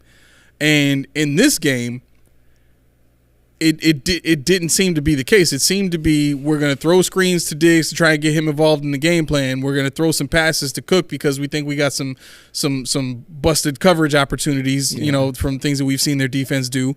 And then other than that, it was Josh go make a miracle happen. I think you know, I don't think I should get wrapped up in the Knox piece of what you're saying now. And I agree with what you're saying now. It's more than just Knox. It's just a difference in game plan, the whole scheme of the deal. Because, you know, Knox had three targets, 3 receptions for 36. Cook 5 of 83. Second, can I sidebar this? Yeah. Chris Brown earlier said something that irked me. And this is why I don't listen to One Bills Drive anymore. It's Tasker for Two me. Bills Drive. No, this got me. He said it on the morning show, but I don't care. He didn't have free license. He said Chris Brown said that he's going to move James Cook past Stephon Diggs for most athletic skill player. Okay. Okay. Are you joking? Wait. You ready? On what list? Like, this is Chris Brown's list? Yeah. But, you ready? Josh Allen is still the most athletic player on the team. Huh? Josh Allen is a unicorn. Josh Allen is a Superman. I'm like, dude, if you want to, like, this is, and I'm gonna, and this is gonna poke a hole in that theory, and this is documented. This is true. If you want to go that route and say Josh Allen is more, technically, Spencer Brown is the most athletic player on the team. Right. He actually has a score to back that up. He has a score to back it up. So, and this is what I'm talking about. And that got me, because you know I'm a James Cook fan. I love James Cook. Yeah.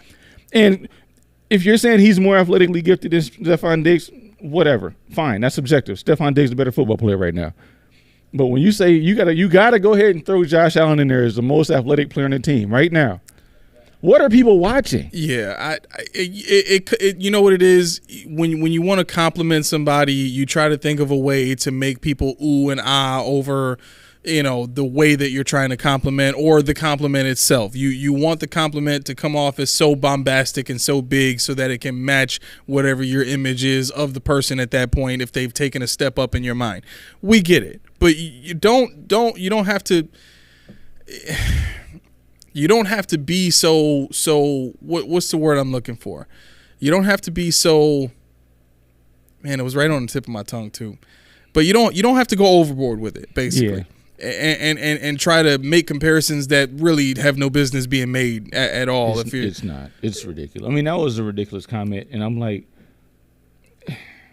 I don't even know what to say about it. That right there, I was like, you know what? This is why I have a list of people I listen to before we do this show. Yeah. And this is why I have a list of people I listen to after we do this show, because Two Bills Drive don't make the list, or not Two Bills Drive. One Bills Live doesn't make the list. For things like this is crap.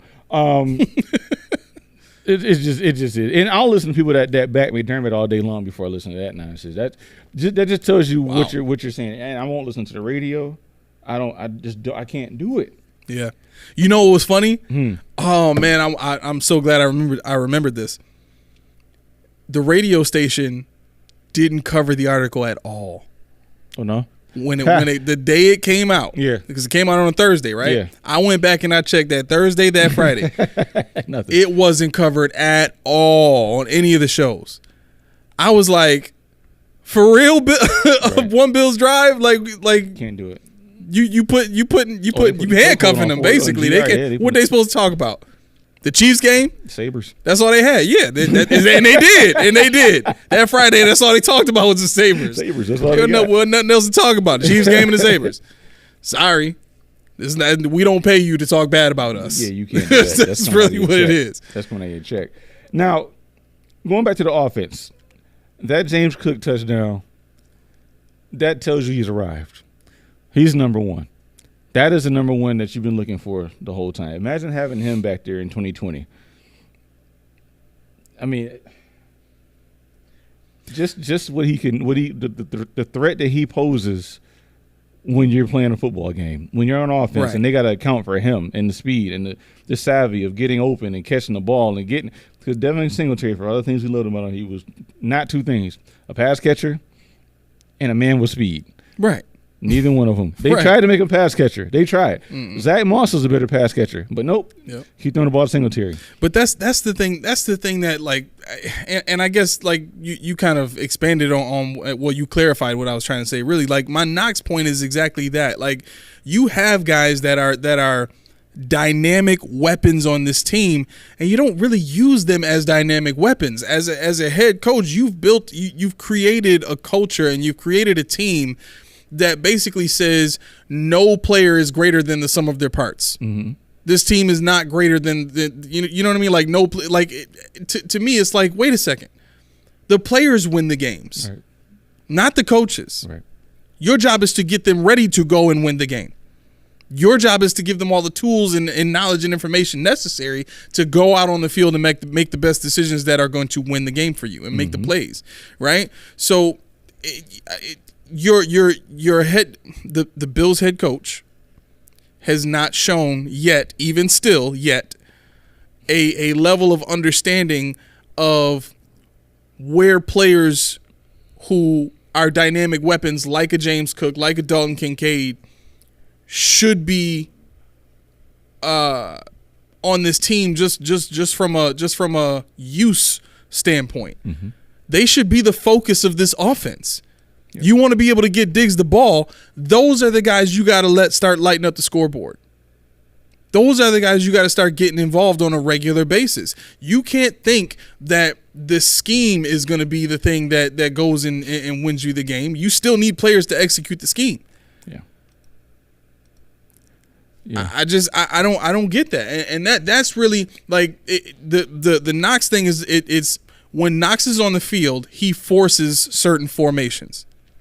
When Knox is on the field, you either have to play 21 personnel because you want Kincaid on the field to be a receiving threat because Gabe Davis is not going to do anything. And the only reason Gabe Davis stays on the field is because he's the best blocker of all the wide receivers. So you're stuck playing 21 whenever Knox is on the field, and whenever Kincaid comes off the field, who the heck you gonna throw to? It's like teams know you're gonna run. And then on top of that, for some reason, Stephon Diggs keeps either taking himself off the field or somebody calls him off the field on second downs for them to run the ball. I don't even know where the heck that comes from. And James Cook had 6 touches in the second half. Right. Like, and that's when I texted, like, why in the heck is Murray on the field on every single third down when you just saw in the first half Cook is a weapon in the pass game? And yeah, and honestly, I literally was today years old, even though I watched the game twice. Right. When I found out Murray's catch was actually deemed a catch, I did not realize that they gave him the catch. I don't know how I did not realize it. Yeah, you was neck deep in that Twitter. Yeah, because I'm like, whatever. It just got etched from my memory. I'm like, I'm listening to it. I'm like, wait, what do you mean they gave it to him? Then I went back and I said, how? He never had the ball. Well, I think he did by the time he took his second step, because he kept the ball like kind of down with 2 hands. He had on the first step, and then like it started to move around before his second one came down. Right. Like, okay.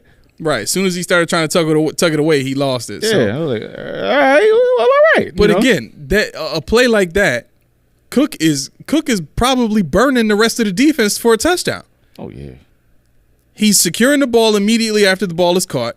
There's a blocker in front of him, like 6-7 yards up the field. Which is kind of what made Murray hesitate and drop the balls, because he saw the defender getting around the block and coming. So he's like, oh shoot, I got to put the ball away, right? But Cook catches that ball and he's probably gone for another 20, right?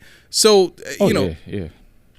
These are the things that I need fixed. These are the things that I need to see in order for me to really feel like Sean gets it now. He understands the value of certain players on his team above the others when it comes to the playmakers that he has on the team, and he understands how to let them just go out and do what they do best. Yeah. If we can get Sean to show us those things on the field next week against the Cowboys, if we can get him to do that next week against the Cowboys, not only do I think we can win that game, but I think that could be a statement game and the game that propels this team into the playoffs and into the Super Bowl after that. Because for Josh Allen to now have the ability to use the weapons correctly on his team that he has, who's stopping him? Who's stopping him? They played a terrible game yesterday in that second half. Yeah. Give whatever credit you want to the defense, but the offense played terribly in that second half. They didn't execute the way they were supposed to. The offense couldn't hold up to save their lives. Dawson Knox didn't make a speck of difference in blocking when it came to the blitzes and stuff like that they were facing yesterday. So like, to me, it's like my team didn't play their best, still beat the best team in the AFC by 3 points. And now all I've got left is a team that I beat by almost 40 points and another team that really had no business being on the same field as me, but they're coming to my house. Right? And on top of that, they're playing with a quarterback that really ain't got no business being on an NFL team right now. Yeah. The only other team I was going to worry about in LA, we're not going to see Herbert. He got a fractured index finger. We ain't gonna see. He probably ain't gonna be back for 4 weeks. Yeah, he's done. And you're right. I think he's done for the season. Yeah, he's done. Like, if I'm Herbert, why even come back after that? But that's beside the point. This Cowboys game has the potential to be the linchpin of this season, the starting point of a great NFL story for this team. But it really is going to come down to what Sean allows this team to be. Is he going to come out of the shell? Is he going to continue to progress away from the perception that it currently exists of him from this article? Mm-hmm. Or is he going to show us that he learned from that and he can be a better coach? That's what, and that's what I've been always hoping that he's going to become a better coach because of the potential and the longevity he's had with the team. I mean, you guys, like him or hate him, it's a lot to be said for somebody that's been with the same team in Buffalo for 7 years now. Right. Because, he's got the 4 coaches worth of tenure here now. So I mean, you got to have some kind of root and interest in the success if there should be some. Just don't get caught up in the Lindy Ruff argument with Sean McDermott either. And I think that's the thing that we're battling against now, because people looked at what happened with Lindy Ruff, and he had some great years. We went to the finals, all that kind of stuff, right? And things were beginning to get so bad that it was just unbearable. The team was losing money. They couldn't explain to players why they should come to the team, because look at what Lindy Ruff has been doing. Look, he ain't did nothing, right? So then the argument becomes, well, we may have to get rid of Lindy Ruff. Don't do that. He's taking us to the finals. He did this. He did that. Like, why would you do that? Yep. I mean, we have a great team right now, still not winning. I mean, it's got to be more than just the coach. And I'm not saying that it was all on Lindy Ruff, but I'm saying that there was something that Lindy Ruff couldn't fix, right?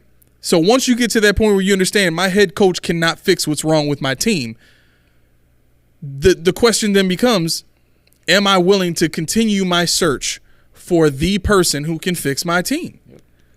And you have to, if you do the math and you come to the conclusion that in order for me to finally find that person, I have to actually go out and search for that person. I can't make the excuse of, well, because it's warm inside here, I don't want to have to go out and look for food.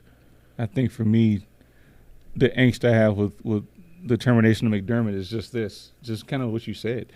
I don't really have the faith that they actually know or have the acumen to find somebody that can do what they need them to do. Right. They failed so many times. It's not McDermott. Well, for me, I said it, I think, after the Broncos game, maybe before or after the Eagles game, I'm not sure. But I said we don't have anything but a McDermott problem.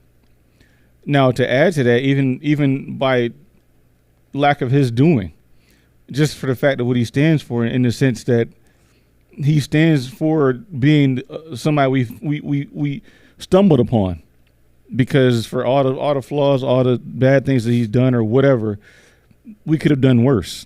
Yeah. And he's done a lot of good for the team in totality. And guys, yes, if you're still watching the show now, I'm speaking highly of McDermott. But I think for me, I'm afraid of going out and finding that next Malarkey, that next Doug Marrone, that next guy that's supposed to be all this, but he's just tragic. It's just a tire fire from go.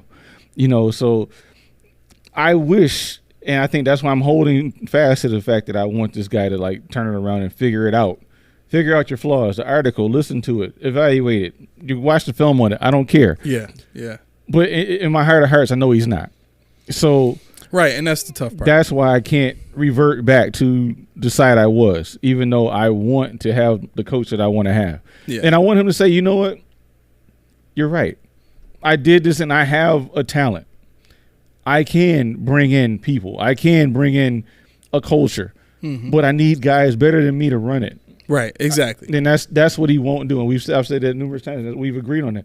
That's the part that that's gonna cost him his job. Yep, 100%. I could eat a 7-10 season when if the defense is down and Leslie Frazier said screw Buffalo, I hate him, and left you in the lurch. I could eat you doing both jobs, but no, you ran the man out. Yep. Your culture ran out guys that were helping you do the things that you needed to do to keep your job. Yo, the article points out the whole, and I think when we talked about in the episode whose defense is this, we kind of alluded to this, but it was confirmed in the article. The storyline of Leslie Frazier taking a vacation, basically, taking a sabbatical from football or whatever. I just needed I needed a rest. That was a story that was agreed upon by both parties.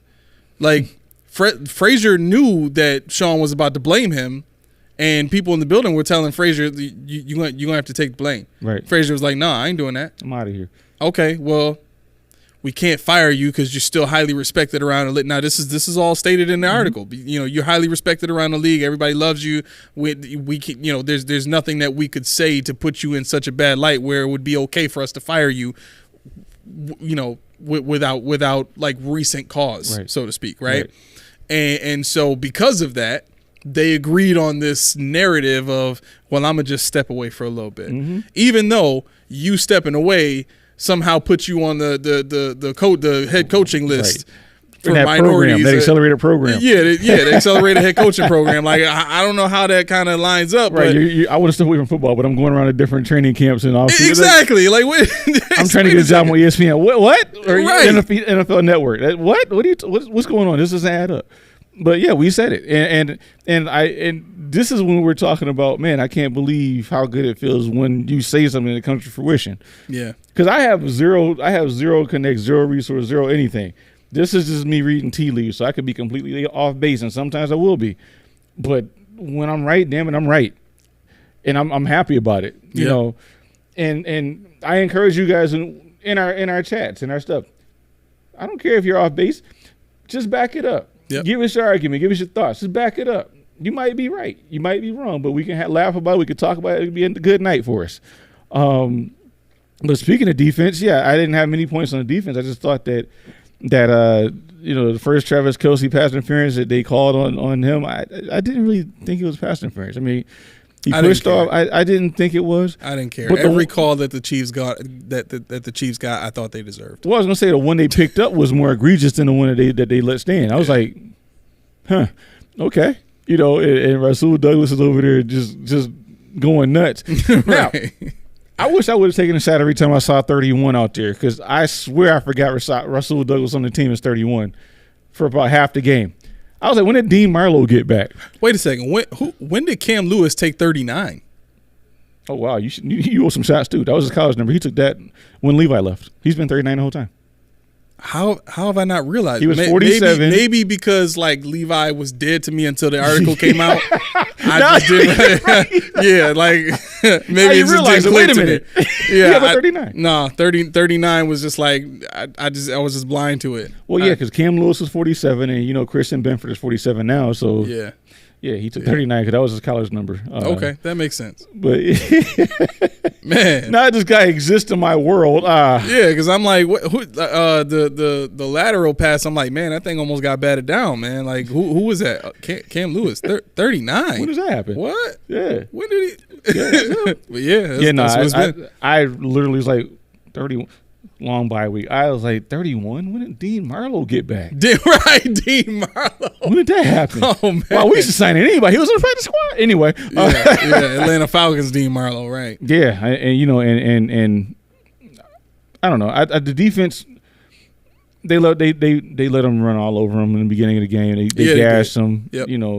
That's why, like, if Pacheco was still playing, I think this is a different game. If Pacheco was still playing wholeheartedly, because he runs a lot harder than CEH ever could, but faster too. Yeah, absolutely, much faster, absolutely. And he's a bigger. He's what 6'2" or something like that. Like he's a big back. Somewhere, yeah. He's a big. Yeah. Like I don't think people realize how big Pacheco is, right?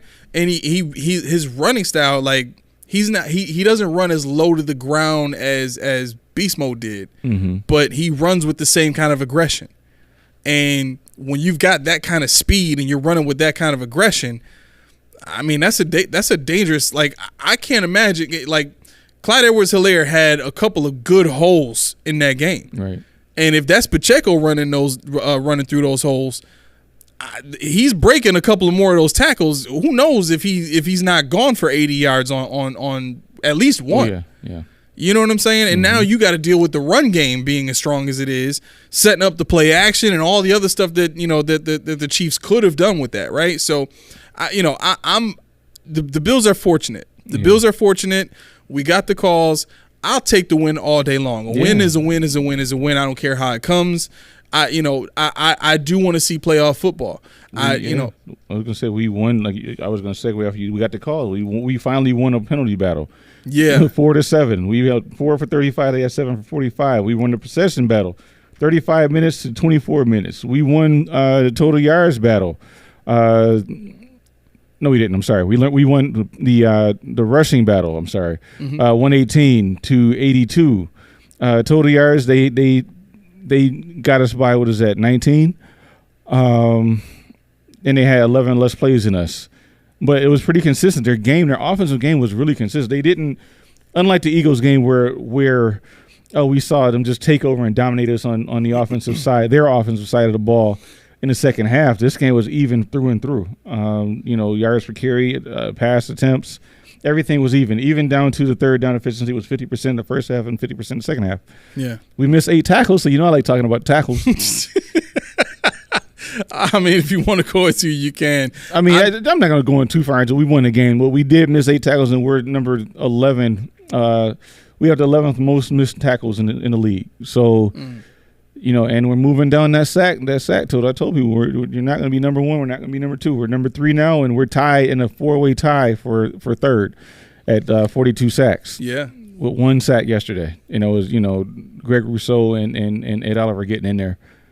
I would really like to see what this defense looks like with Benford playing the Micah Hyde role, which I think he's way better suited for than playing corner.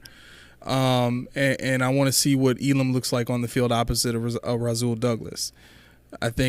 I just want to see Elam on the field again. Yeah. I mean, wholeheartedly, to have that kind of speed, like not only are you, and yes, you're kind of losing the experience that Micah Hyde had, but Micah Hyde is still on the team for the rest of the year. He can work with both of these guys. Often injured, right? But this is the third time this season so far where he's off on the sideline and can't come back because of a stinger. Yeah, and I was going to say 3 or 4 consecutive games. Yeah. Now, I wanted to bring that up to you because that segues into my timeout usage. Okay. I tweeted out after the first half. Now, the semantics of whether or not we should have kicked the field goal or thrown a Hail Mary, I think they actually disproved it. You listened to it, so you heard it. But for people that don't listen to the radio, they quoted it as a 9% success rate. Success rating for the Hail Mary, but it was a 38% success chance for the field goal, a 60-yard field goal kick. With 1 second left, you kick the ball. Right. And somebody even referenced Oakland trying a 70-yarder with Janikowski with time running out just because. Right. Why not? You never know. And I was talking to my man earlier, or actually yesterday during the game, and I said, sure wish we would have had those 2 timeouts. He's like, we had injuries. I said, they weren't injuries. Then I watched it back. I said, wait a minute. Yeah, one was. It was 1st and 25, and McKinnon went for, 17? He got 17 on 1st and 25. Timeout. What are you calling timeout for? So they run it again. He picks up 6 yards and there's 7 left. Timeout. Micah Hyde's down. All you had to do was take him off the field for 1 play. You could have saved the timeout. Mm-hmm. But you burned it, and they scored a touchdown right away. Right. Clock management. And what's the guy's name? Dude, what was the guy's name? Mark Lumbick? Oh, Mark Lumick. I think it's Lumick. Whatever. What? Yeah, so for those of you who don't know who Mark Lumick is, he is the guy. He's the assistant quarterbacks coach / game management assistant, and I don't know. I mean, the guy's been on the team for as long as he's been bad. Whatever right. he's doing it wrong. Right. Because you got a coach that's what 7 and 22 from challenges. Yep. Which he's in charge of. You should challenge that. Timeout management, terrible. Yep. I mean, going forward, 4th down conversion, should we go, should we kick? Terrible.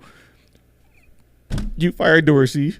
You fired what's the guy? The last special teams guy. But this guy still has a job. He must own the equipment. It has to be one of 2 things. Either Sean McDermott does not want to make Mark Lumick famous by firing him, because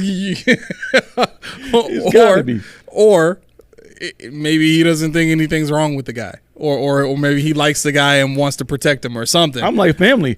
He's the majority of why you're on the cam, why you're sitting on the cam right now. Your game management is the most before the article is the most glaring thing about you that people are calling criticism on. So you got to make that change. Well, now you just got to get to the end of the season, but you should have made that change before. Right, get it to the garage. It to the garage.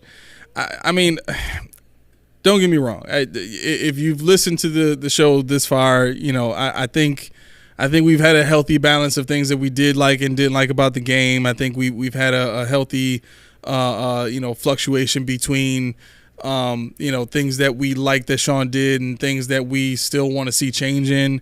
Ultimately, I think the Bills are a step closer to where they want to get. They just have to figure out the addition of Knox being back and the addition of these changes with that are happening within Sean's football puberty, so to speak. I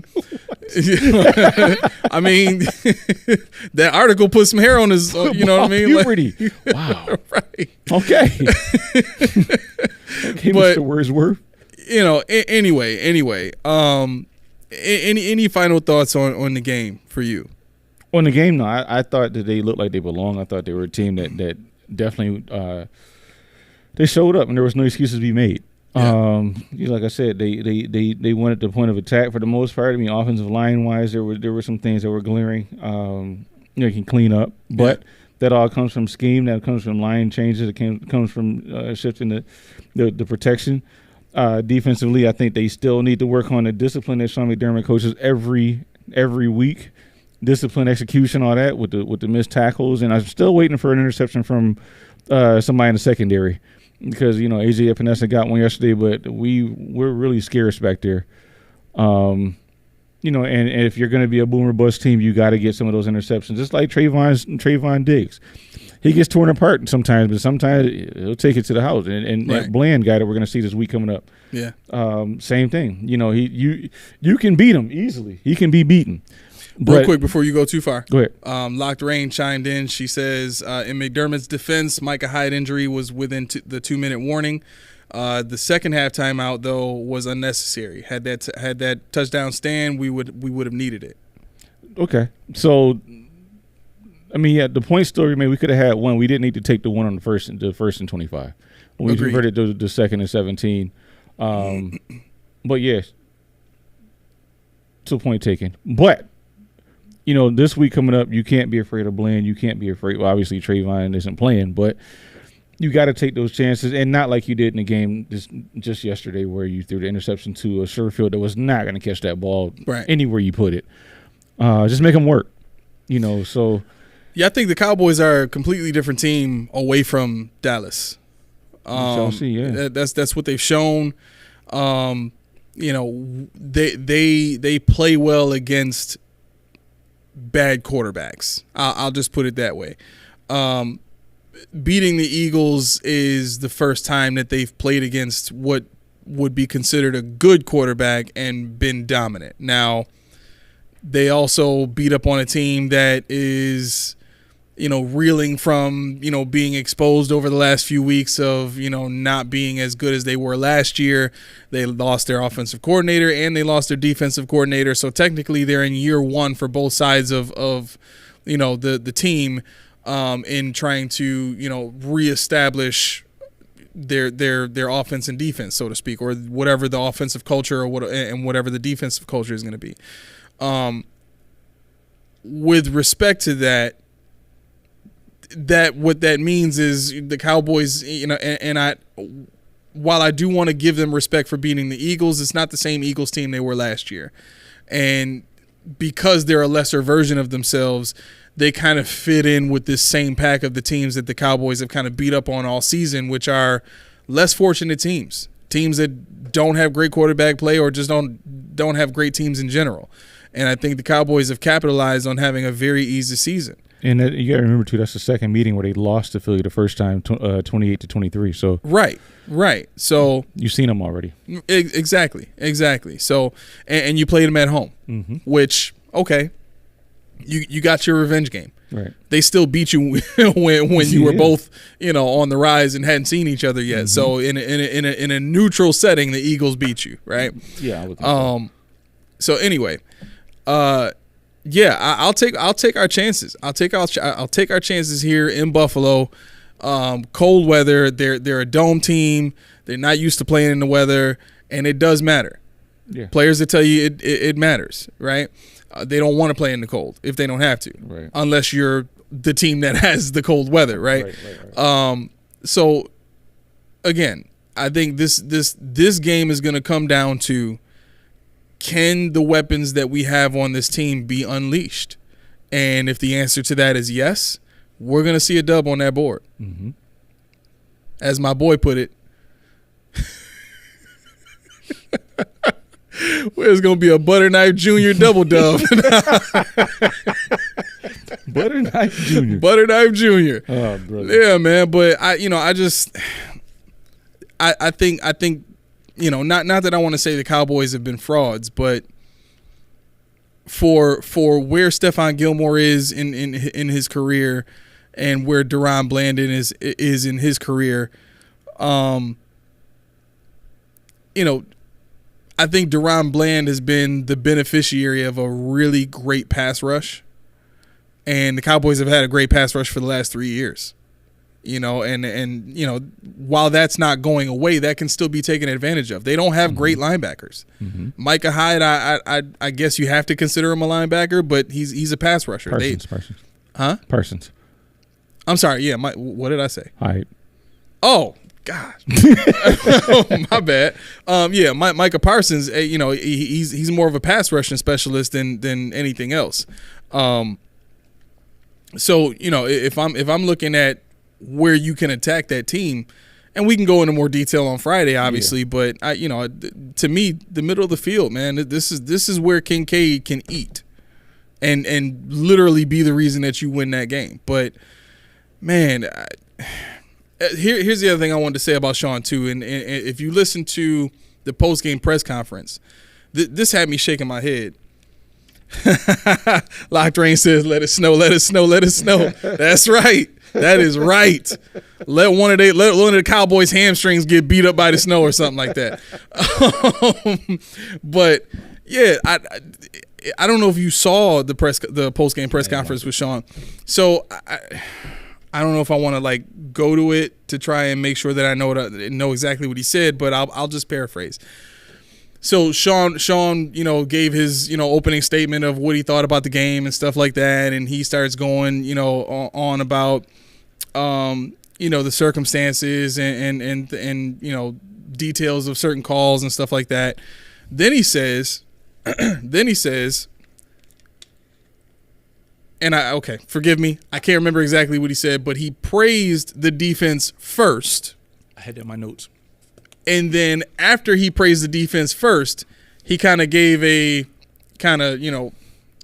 offense did some great things. Right. That's what he said. Offense did some great things out there. Right. Like you had, what did he say about the defense? I got it right here. He said, good to see the defense come out and win the game. Right. Like what? Praise God, number one. Yo, guys were steadfast. I was so mad I had somebody in the back seat. I wanted to say, what the did you just say?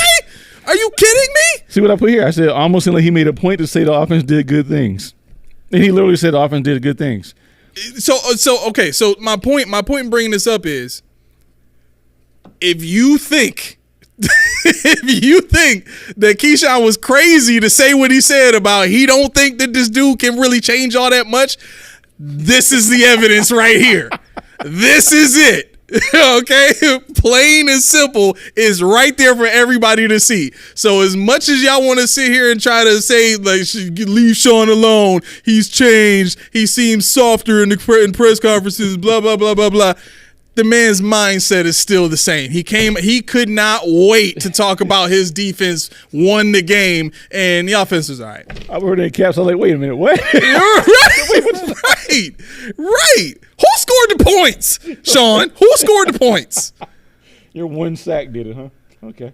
And I remember texting you and Mel at the beginning too. I said after we scored 14, and then Josh threw the pick. I texted her. I said, Sean's press game, Sean's opening statement in the post game is going to be, we should have scored more points. Yeah. Like we really needed to score more points. Yeah, of course. When your defense gives up. Now, granted, we were a rare refs call away from having to have that conversation. I mean, like Mahomes said though in his press conference, everybody they neglected to add in the fact that he said that, it took away from Travis Kelce's great moment, but he also said it took away from a moment for Josh Allen to possibly be great. Yeah. Yeah, that's true too. I mean, that's kind of one of those straw man things you throw in there just to make it sweeter, but it's true. And I literally, guys battled hard and played hard. Good to see the defense come out and win the game. Praise God, number one. Guys were steadfast in their focus. The guys supported me. The staff is a class act.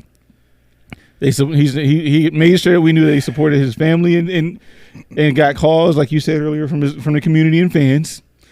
And it almost seemed like he made a point to say the offense did good things. End of notes for Sean McDermott. That's all I needed. Normally my notes for him are a lot longer, but when I heard that, I said, he ain't changed. He ain't changed. The article did nothing. Not enough. Right, yeah. It put his job on blast. Yeah, it put his job on blast. It definitely put him on the hot seat. Like if people had doubt before, like the dude is on the hot seat now. Yeah. Everything about what he's gonna show the camera from now on, like watch what I tell you. From now on, watch every press conference. He's gonna be softer. He's going to be more gentle in his speech. He's going to smile more. He's going to be much more endearing. He might even say something worth listening to in a press conference. He did, and right, and that's that's the other thing too. When you go back, whoever wants to do this research just for fun, do it.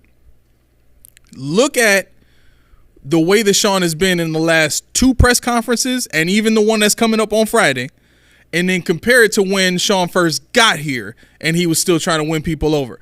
I guarantee there's going to be a lot of similarities because he knew what it took at that point to win over Western New York, right?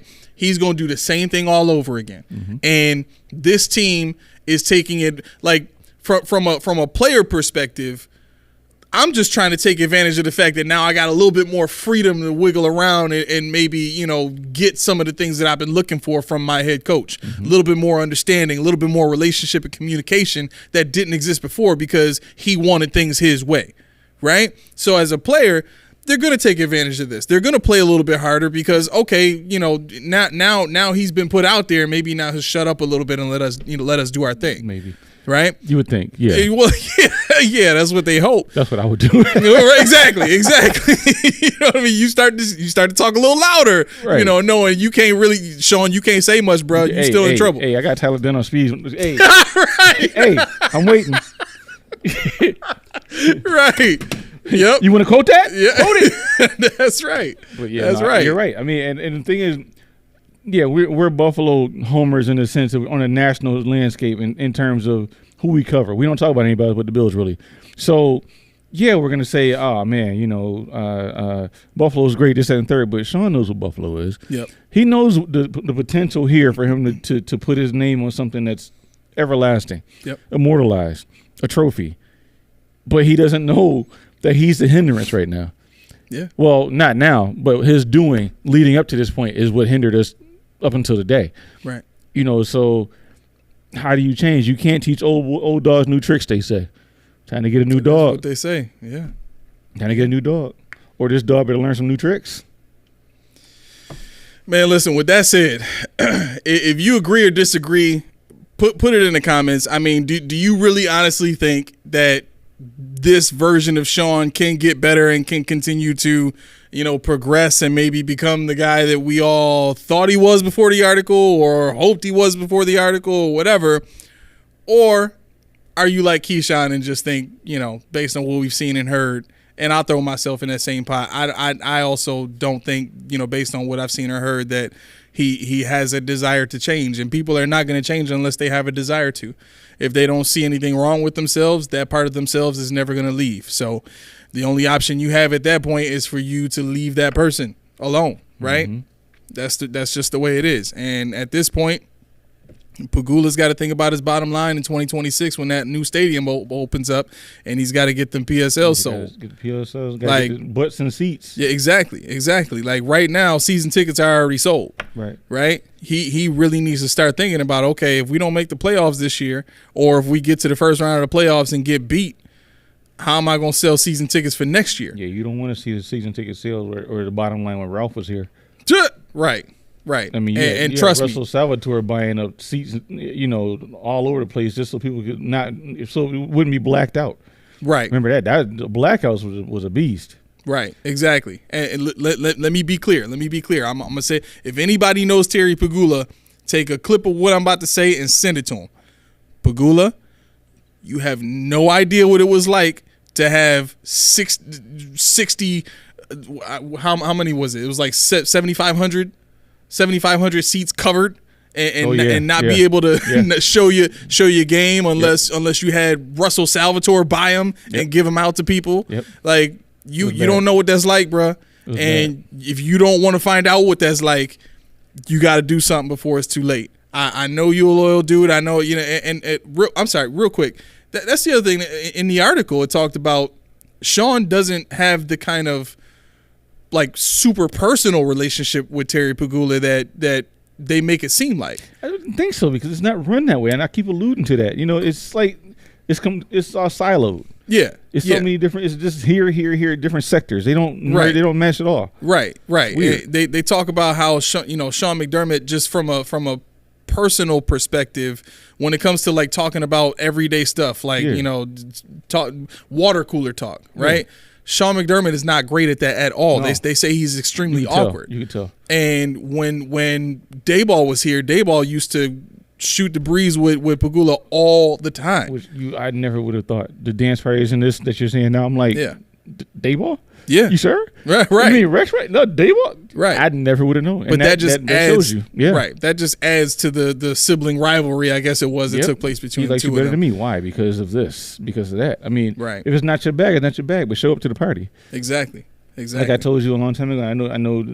Guys, let's be frank. This is going a little over because we're covering 2 shows in one pretty much. But but I hope you're sitting enjoying. You won't get 2 hours from us again unless we miss a show. But like I told you before about Belichick going to the Ocho Cinco party. You invite him to everybody knows Belichick isn't funny. Everybody knows Belichick isn't the life of the party. But the fact that he went, the fact that he showed his face in a place that's not familiar territory for him, and letting people that work with you see, okay, I can try to come down, be on your level. Right. McDermott, you're not doing that when you got your own little sector over here and you got to be buzzed in like you at the barber shop over in East Delavan somewhere. So it's like, yo, these little things that you're just glossing over, that you're missing, is taking you from being a good man, a good leader of men, to a terrible job. Right. Whereas these little things, if you did them, they would take you the other way, from good to great. Exactly. Which way do you want to go? Yep. Because right now you're not trending the way you want to trend.